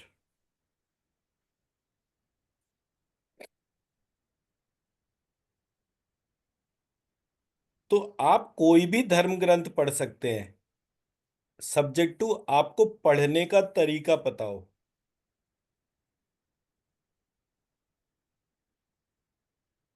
मैं मेरी बात समझा पाया?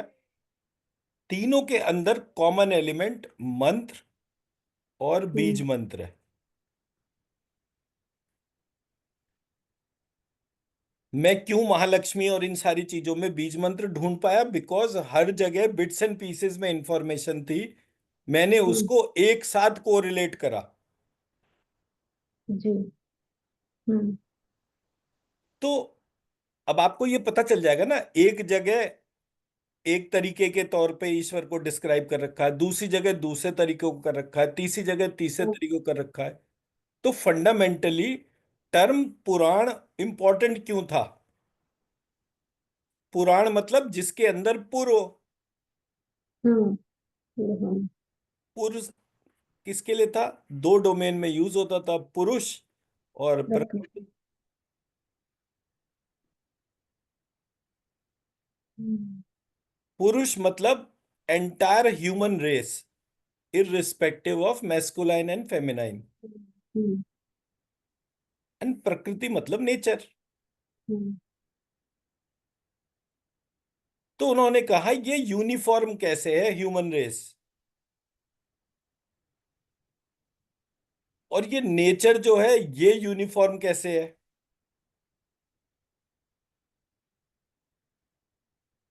हम्म, भाई आज आप अमेरिका में गए तो ऐसा तो नहीं है कि वहां पे 2 सर के लोग घूम रहे थे या जिनके 4 हाथ थे वो लोग घूम रहे थे, सेम थे ना।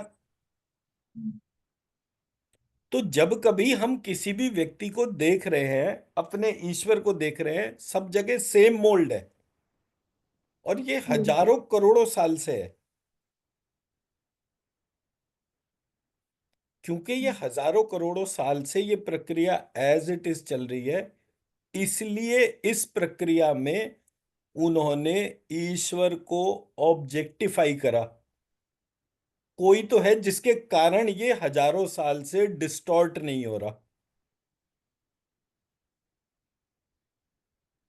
मैं मेरी बात समझा पाया? तो मैंने इसको सिंप्लीफाई करा। अब सिंप्लीफाई करने के बाद आपको 36 पुराण, 9 वेद, 3 तंत्र, उसके अलावा जो है आपका एक महाभारत, एक रामायण, एक रामचरितमानस और एक्स्ट्रा, ऐसे करके जो कुछ भी देखना हो, पढ़ना हो, you should be able to identify what is the differentiator in which book. The digitization of all the text is important because of that. हर चीज को पढ़ने का एक तरीका होता है, तो आपको वो तरीके को आइडेंटिफाई करके you can simplify the information. मैं मेरी बात समझा पाया? अब यहां से मैं आपको एक सिंप्लीफाइड टूल देता हूं, जिसके बाद आपको कभी दिक्कत नहीं पड़ेगी। वो क्या है? वेद, तंत्र और पुराण,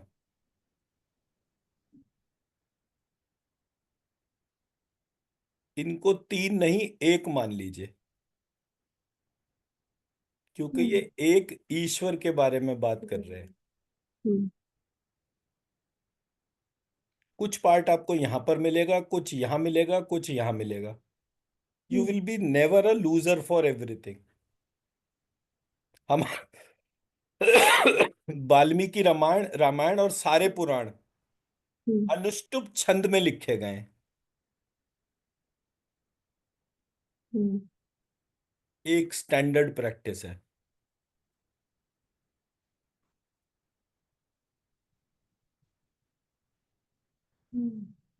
तो जब हम सिलेबस डिफाइन करते हैं, तो सिलेबस में पहला क्वेश्चन तो यही आएगा ना, ये मंत्र जो है उसकी वेरिएशन क्यों है, मंत्र का मतलब क्या है। जी। आप कहोगे जी वो अल्फाबेटिकल कॉम्बिनेशन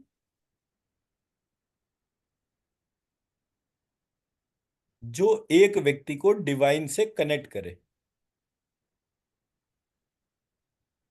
और जिसके अंदर इनफाइनाइट एनर्जी हो,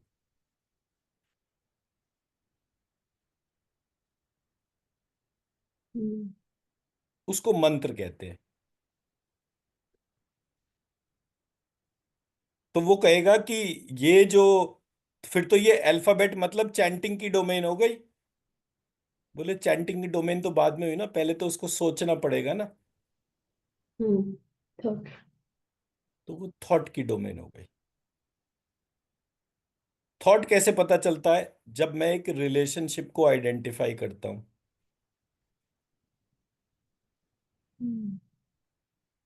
आपके बेटे को देखा और हस्बैंड वाइफ के बारे में बता दिया, रिलेशनशिप आइडेंटिफाई हो गया।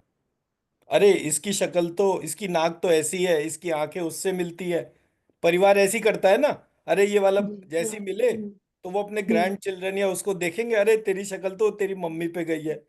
तो जब वो आपके घर पे जाएगा तो वो पूरी शक्ल मम्मी से मिलवा देंगे।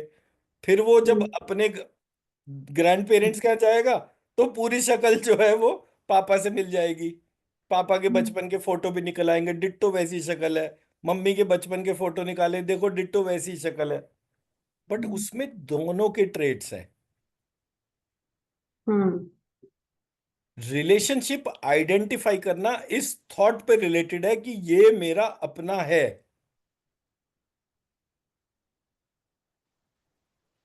आप जब ईश्वर के साथ में उतना अपनापन कनेक्ट करते हैं,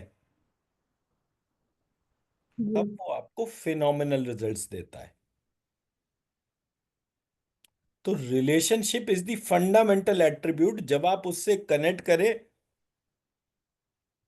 मेरे को शायद मेरे गुरुजी की वजह से ये रिलेशनशिप बॉन्ड बहुत स्ट्रांगली वो था, हम्म। क्योंकि मेरे गुरुजी बहुत इन डेप्थ इस पूरे सब्जेक्ट को देखते और पढ़ते थे और जानते थे। तो उन्होंने जिन पॉइंट्स के ऊपर मेरे अटेंशन को लेकर गए, वो सिर्फ हम्म। ईश्वर से रिलेशनशिप बनाना ही था।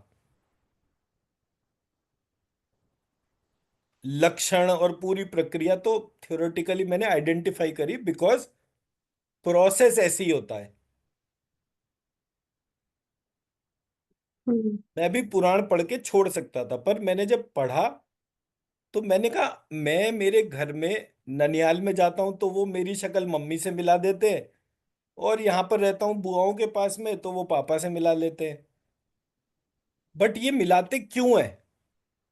क्योंकि वो ये देखते हैं इसमें मेरा भाव कितना है। हम्म।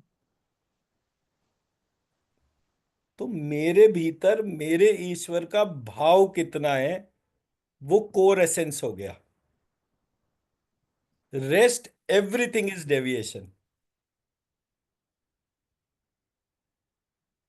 और इस देश ने हमेशा तलवार के दम पर जो है ना, पूरे विश्व को अहिंसात्मक बनाया। रावण दूसरे के घर में घुस के जो है उनके यहाँ की महिलाओं को उठाकर ले जाता था। उसके घर में घुस के उसको बताया कि आज के बाद कोई इस पूरे प्रदेश से निकला तो फिर दोबारा वापस नहीं कोई आएगा। अहिंसा तो हमारे देश में छू कर भी नहीं गई थी। हमने जिसे छुआ वो अहिंसक हो गया था।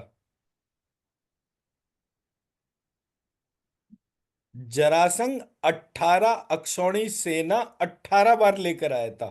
एक सेना, 18 अक्षौणी सेना जो है लगभग 27 लाख वॉरियर्स की होती है। जी।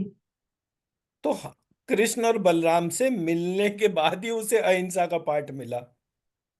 आज जिसे देखो वो अहिंसा की बात करता है। अहिंसा बिना दंड के, बिना हथियार के हो ही नहीं सकती। आज आईएएस वाले लोग जो हैं घर घर में घुस के लोगों को मार रहे हैं, काट रहे हैं, कोई सुन हम्म। थोड़ी रहा है। कहीं भी बम फोड़ देते हैं, कोई सुन थोड़ी रहा है। कोई उन्हें पनिश कर रहा है कहीं भी जाके? तो प्रोसेस में जितनी भी चीजें हैं उसके लिए हमारे को बहुत सीरियस पार्टिसिपेशन की जरूरत है। वो तभी आएगा जब आप अपने धर्म ग्रंथ को एक सही स्पेक्स के साथ में देखेंगे। मेरा पॉइंट समझा पाया? हम्म। That's it. तो अब ये हमारा सिलेबस का डिफाइन डेफिनेशन हो गया। तो जब मैं इस पूरे सिलेबस को एक साथ रखता हूं तो मैं उसको बोलता हूं कि ये जो ईश्वर है, हम्म। जो किसी भी तरीके के वेद पुराण और तंत्र के अंदर जो है, उस ईश्वर को मैं परमात्मा मानूंगा। उस परमात्मा का अंश आत्मा मानूंगा, और उस आत्मा को दैव व्यपाश्रय चिकित्सा कहूंगा।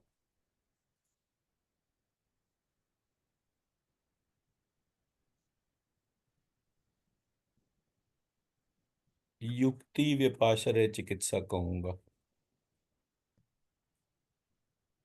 सत्वावजय चिकित्सा कहूंगा।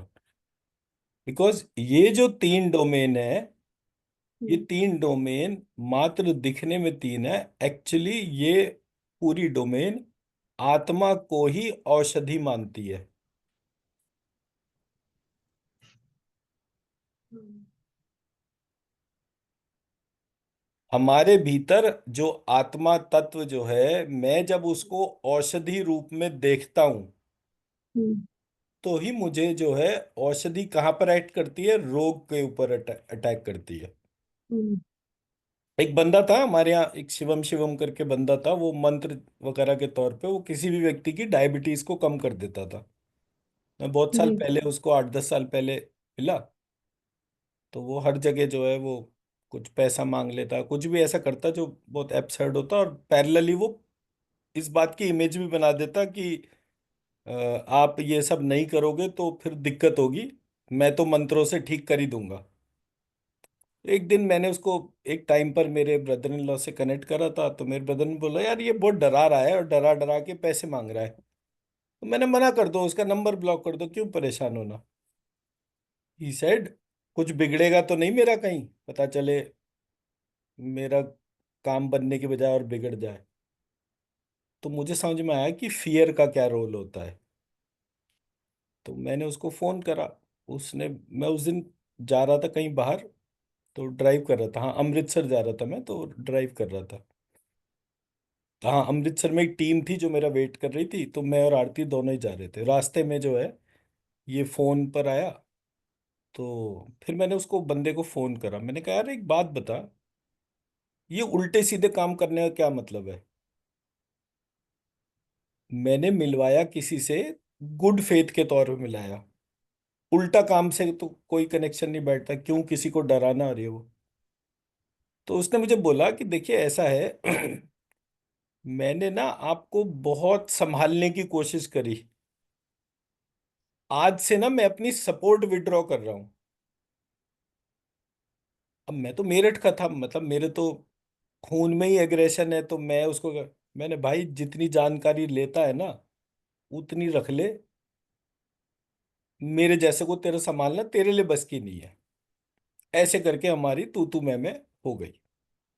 वो बिल्कुल शांत और मैं गुस्से में आधा पागल, ऐसी स्थिति हो रही थी। उसने बोला आपके अंदर ना दोष देखने की प्रवृत्ति है, आप कभी सुखी नहीं रह सकते। और मैंने उसको कोई गाली वाली दी और फोन काट दिया। और मैं गुस्से में गाड़ी चलाता चलाता ताबड़तोड़ 100 120 और सीधे अमृतसर पहुंच गया। अमृतसर में जाकर हम गोल्डन टेम्पल की लाइन में लग गए। और गोल्डन टेम्पल में जाने के बाद, हाँ तो मैं वहां पर जब चल रहा था, हरमिंदर साहिब कहते हैं उस मंदिर का नाम, हरि मंदिर है बेसिकली। वो पंजाबी हम्म। डोमेन में उसको हरमिंदर साहब कहते हैं, बट वो हरि मंदिर है, विष्णु भगवान की जगह है। और हम्म। तो जब मैं उस जा रहा था तो उसमें एक स्ट्रेच है 100 मीटर्स के अराउंड, जो मेन गेट से और उस टेम्पल तक जाता है, और बाकी चारों तरफ पानी है। और अप्रोच भी वैसी है कि जैसे विष्णु भगवान जो है समुद्र के अंदर बीच में लेटे हुए हैं, आप उनसे हम्म। कनेक्ट कर रहे हो, इसी तरीके का वो उसका डिजाइन है हम्म। अमृतसर में गोल्डन टेम्पल का। तो जब ये वाला पार्ट हुआ तो मैंने, अब वो टीवी के ऊपर देख रहा था, तो टीवी पर मुझे वो गुरु ग्रंथ साहिब के उसमें लिखे हुए मंत्र दिख रहे थे, और मंत्रों के साथ साथ जो है वहां पर जो उसके इंग्लिश के ट्रांसलेशन थे उसमें दुर्गा शिव विष्णु ये सब आ रहा था। तो मेरे को एकदम से पता चला पहली बार कि मैंने कहा ये सिखों के जितने भी मंत्र हैं उसमें दुर्गा विष्णु शिव है, but still they treat themselves as a separate religion. और वो कभी भी उन मंत्रों की बात नहीं करते जिसमें कि दुर्गा विष्णु शिव है, उन मंत्रों की बात करते हैं जिसमें वो नहीं है, so that they can stay separate. ठीक है, ऐसे करके वो रात को 12 11 12 बजे तक हमें दर्शन हुए। दर्शन करके हम अपने होटल में आ गए। होटल में आके सो गया, लेकिन उस बंदे की बात कि तुझे तो कमी देखने की आदत है, तू कभी सुखी हो ही नहीं सकता। अब अंदर कीड़ा जागता रहा, गुस्सा भी बहुत आ रहा था, बताओ उसने ऐसे कैसे बोल दिया एंड ऑल दैट चलता रहा। रात को 3 या 4 बजे करीब मुझे कोई फील होती है एनर्जी, और वो मुझे कहता है कि जो एनर्जी फील हुई थी कि भाई परेशानी क्या है। तो उसने बोला, मैंने बोला कि उसने मुझे ये कह दिया कि मैं हर जगह दोष देखता हूं। तो वहां से अंदर से आवाज आई, दोष कौन देखता है। मैं कहा दोष कौन देखता है मतलब, दोष देखना तो बहुत खराब आदत है। बोले नहीं, दोष औषधि देखती है।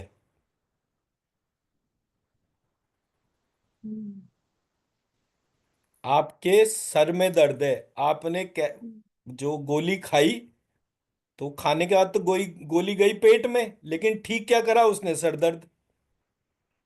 हम्म। जितनी जगह पर दोष होता है उतनी जगह पर दोष का निवारण औषधि करती है। अगर आप ढंग से दोष को देखोगे ही नहीं तो औषधि रूप में उसको रिमूव कैसे करोगे? उस दिन पहली बार मेरी लाइफ में चिंतन बना, मैं स्वयं औषधि हूं। मतलब इतनी हम्म। आपको रूपरेखा बताने का ऑब्जेक्टिव सिर्फ ये था, हम्म। आज से अभी से आप अपने आप को ये मानना शुरू करिए कि आप स्वयं औषधि है। हम्म।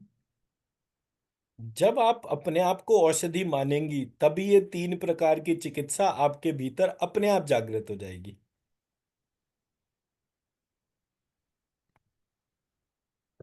हम्म। जी। मैं मेरी बात समझा पाया? हम्म। इतनी कहानी बताने का, इतने नाम गिनाने का ऑब्जेक्टिव क्लियर हो गया। जी। जब मैंने हम्म। अपने आप को स्वयं औषधि माना जी। हम्म। कि only I am the solution for every problem of the world, hmm. पूरी मंत्र चिकित्सा अपने आप ही सामने आती चली गई। पुराने पितने जितने भी डॉट्स थे अपने आप ही कनेक्ट होना शुरू हो गए। It was never my role. But जब मैंने अपने आप को औषधि बोला हम्म। तब वो जागृत हो गया। दूसरी चीज मैंने क्या बोली? मैं स्वयं हम्म। बीज हूं। अब बीज को, अब जमीन पे बीज डाल दो कुछ नहीं उगेगा, उसे आप गहरा दबा दो तभी। तभी वो बीज बाहर आएगा। तो मैंने कहा मैं स्वयं बीज हूं, मुझे जितना गहरा दबाओगे मैं उतना बाहर निकल कर आऊंगा। इन अ वे आई एम अनस्टॉपेबल। हम्म। ठीक है। जी। तो जब आप अपने आप को वो बीज और मंत्र दोनों मानना शुरू कर देंगे, अब बीज मंत्र में समास लगा दीजिए तो बीज और मंत्र, बीज का मंत्र, और बीज बीज है मत। मंत्र जिसका। हम्म। द मोमेंट ये इन्वोक होगा, आपके भीतर औषधि विज्ञान अपने आप ही जागृत हो जाएगा। वही दैव व्यपाश्रय चिकित्सा बन जाएगा, वही युक्ति व्यपाश्रय चिकित्सा बन जाएगा, वही सत्ववजय चिकित्सा बन जाएगा। तो जितने भी वेद, जितने भी पुराण और उपनिषद हैं उनके अंदर ईश्वर से रिलेटेड जितने भी मंत्र हैं वो आपको हाँ। तुरंत समझ में आ जाएंगे और उसकी एप्लीकेशन भी समझ में आ जाएगी। बिकॉज तीन ही चीजें हैं ना, वेद एक ऑब्जर्वेशन है, पुराण एक हम्म। अंडरस्टैंडिंग है, और तंत्र उसकी एप्लीकेशन। और। तंत्र से तंत्र, मंत्र और यंत्र होता है। इसकी भी मंत्र वाली डोमेन को हम यूज करते हैं रोग के निवारण के लिए। मैं मेरा पॉइंट समझा पाया? जी। सिंपल तरीका है ना चीजों को। अब देखिए, पढ़ाई तो हमें करनी ही पड़ेगी साल भर तक, बट क्या हम्म। पढ़ना है और क्यों पढ़ना है उसका स्ट्रक्चर बहुत इंपॉर्टेंट था। जी। तो जितने हम्म। मैंने वेरिएंट वेद के बताए, जितने पुराणों के बताए, जितने तंत्र के बताए, हमें सारा पढ़ने की जरूरत भी नहीं होगी। बट हम्म। मंत्र रिलेटेड जितना पार्ट कहीं भी है वो हम्म। हमारा बाइफरगेशन जरूर होना चाहिए। जी। तो एक साल में आपको ये पूरा सब्जेक्ट जो है इन पैरामीटर्स के ऊपर अच्छी तरह समझ में आ जाएगा। जी। ठीक है जी। जी। कोई क्वेश्चन? सर मुझे ये क्वेश्चन, मतलब मैं सिर्फ स्ट्रीम लिख रही हूँ। सपोज एक मतलब वही लिंक के लिए आया कि ये डिजीज है, एक्स डिजीज है, और मतलब आप बताए कि यही वाला बीज मंत्र है, लेकिन वो वाला बीज मंत्र मैंने नहीं किया है, नहीं लिखा है कभी भी। तो क्या मैं मतलब कैसे हीलिंग कर सकते हैं, या हो सकता है नहीं हो सकता है, क्या इसको फिर लिखना पड़ेगा, ऐसे कुछ? देखिए, आप, आपकी हाँ। मदर, आपकी नानी दादी, हम्म। ये सब एक दूसरे में से ही निकल रहे हैं ना। हाँ। तो जो सोर्स कोड है हम्म। उस सोर्स कोड में वो सीड एलिमेंट जो है वो वो तो सब सब में आ जगह रहा है। कॉमन है। हाँ वही, यही एक टीम हाँ। वाला एस्पेक्ट सब जगह कॉमन है, कोई और भी सब मंत्र जगह बनेगा, कोई भी बीज मंत्र बनेगा, वो स्ट्रीम में हाँ रहा है, हाँ। वो स्ट्रीम से ट्रांसफॉर्म हो जाएगा। हाँ। एक मंत्र को इतनी बार जागृत कर दीजिए अपने भीतर, आपके 1.25 लाख हो गए भी नहीं हुए? हाँ नियर, वेरी नियर। हाँ। तो जब आपके 1.25 लाख हो जाएंगे तब वो आपको खुद ही फर्क पता चल जाएगा कि 100 चीजों के पीछे भागने की जरूरत ही नहीं होती। एक को साध लो, बाकी सब उससे कनेक्टेड निकल आएगा। मैंने उस एक ईश्वर को साधा तो मुझे वेद पुराण तंत्र सब समझ में आ गया। हम्म। मैं जितने भी लोगों को जानता हूं उनमें से कोई भी सारे सब्जेक्ट एक साथ जोड़ के उसकी समरी नहीं दे सकता। ये मैंने नहीं। आपको आज जो समरी का पार्ट दिया है, आप हम्म। कुछ भी पढ़ेंगे आपको तुरंत चुटकी बजा के समझ में आना शुरू हो जाएगा। जी। ये श्रीम का सिस्टम होता है। हम्म। तो इसलिए ये तो सोचे मत कि मैंने ये वाला मंत्र नहीं कराई हो। बस वही दादी नानी मम्मी वाला ही रिलेशन मान लीजिए कि आज तक जितनी भी हम्म। मम्मियां हुई हैं उन सब का ही हाँ। गुण मेरे अंदर जागृत है, और हम्म। मैं उन सब से मैपिंग में कनेक्टेड हूँ। That's it, finished. हम्म। जी। क्योंकि 4 अरब 32 करोड़ का इतिहास बोलने के बावजूद ये आत्मा तत्व आज तक नहीं जाना गया, तो इसके अंदर कितने एस्पेक्ट्स होंगे। हम्म। हम्म। तो जब आप उन सारे एस्पेक्ट्स को ऑब्जर्व करना शुरू करेंगे तो अपने आप ही आपको ट्रांसफॉर्मेशन पता चल जाएगा। और सॉल्व हम्म। तो आप करना शुरू ही कर देंगे वो, मतलब मैंने तो उस दिन आपको आरती की हीलिंग करते हुए ही एक्सपीरियंस कर लिया था कि आप हीलिंग आराम से कर सकते हैं, आपको कोई दिक्कत नहीं आएगी। हम्म। ठीक है ना? जी। राइट जी। Thank you. और जो कुछ भी अच्छा। मैंने लिखा था वो हम्म। सारा वो शीट मैंने सुबह शेयर कर दी थी, कर क्योंकि दीजिए मुझे हाँ। सुबह वो शीट बनाने में ही टाइम लग रहा था। क्योंकि आपकी हम्म। क्लास से पहले मुझे पढ़ना भी पड़ता है कि मुझे क्या क्या बताना है पढ़ना है, तो वो थोड़ा होमवर्क करना पड़ता है। बिना होमवर्क के क्लास लेना बहुत डिफिकल्ट होता है। तो मुझे कोई हाँ नहीं दिक्कत मुझे। नहीं है, आपको जब भी टाइम बताना हो मुझे हाँ। पहले इन्फॉर्म करिए। हाँ 5-10 मिनट नहीं। या इमिजिएटली जो है ना वो मेरे साथ में वो वाला प्रोसेस नहीं चल सकता। मेरा बड़ा चीजों में मेरा बड़ा फिक्स सा शेड्यूल है, और मेरा मेजर वर्क रिसर्च पर ही जाता है। तो मतलब every time I hmm. Um, और या फिर अगर पैरेलल ये कोई कंसल्टिंग चल रही है तो कोई जन्म पत्री पूछ रहा है या कोई हीलिंग रिलेटेड है, क्योंकि आरती तो कोई मार्केटिंग करती नहीं है, तो वो भी सारा पार्ट मैं देखता हूँ। तो जी। इसलिए मैंने बोला कि ये सारे पार्ट के लिए जो है थोड़ा पहले बता दिया करिए। जी नहीं, मुझे थोड़ा सा फीवरिश लग रहा है तो मैं सोचा कि जल्दी क्लास करके। अब तो चला गया होगा फीवर, अब तो रुक नहीं सकता। हाँ अभी अच्छा लगा। ये तो हो ही नहीं सकता कि ये ईश्वर के बारे में कोई चिंतन के तौर पे जागृत कनेक्ट हो और कोई भी रोग हो जाए, वो तो that is not a possibility. ईश्वर का जी। चिंतन ही इतना खूबसूरत है, वो तो अपने आप ही कैसी भी चीज को दूर कर देता है। हाँ। और सर हाँ, वो आप जो बैजंती माला बोल रहे थे, वो उसका एक डिस्क्रिप्शन ये मिला कि जहाँ पे 5 जेमस्टोन होते हैं, जो मतलब 5 एलिमेंट को रिप्रेजेंट करते हैं, आप जैसे बोले कि मैंने सारे चक्र को एक्टिवेट करने के लिए हम्म। सेम फंक्शन, उसी को भी बैजंती माला कहा जाता है, जिसमें 5 जेमस्टोन हो जिस अच्छा। माला में। हाँ। अच्छा, मैं जरा पढ़ूंगा उसे, ढूंढूंगा थोड़ा सा, फिर मैं जी। बताता हूँ इसमें। बट आप जी। अपने नोट्स और क्वेश्चंस बिल्कुल मेंटेन करके रखिएगा। और कोशिश करिए कि उसको जो है एक पीडीएफ में रेगुलरली कन्वर्ट करते चले। मान लीजिए एक शीट पे भी जी। आप हाँ लिख के उसे पीडीएफ में कन्वर्ट कर दीजिए, उस पर डे वीक मंथ ऐसे करके डाल दीजिए, ऐसे करते हैं। जी। सो दैट कि वो एक जो है रिकॉर्ड के तौर पे रहे। तो जब कभी हमें पलटकर चीजों को देखना हो, उनके स्ट्रक्चर हाँ। को देखना हो, तो देख सके उसको। जी। ठीक है जी। चलिए ठीक। जी।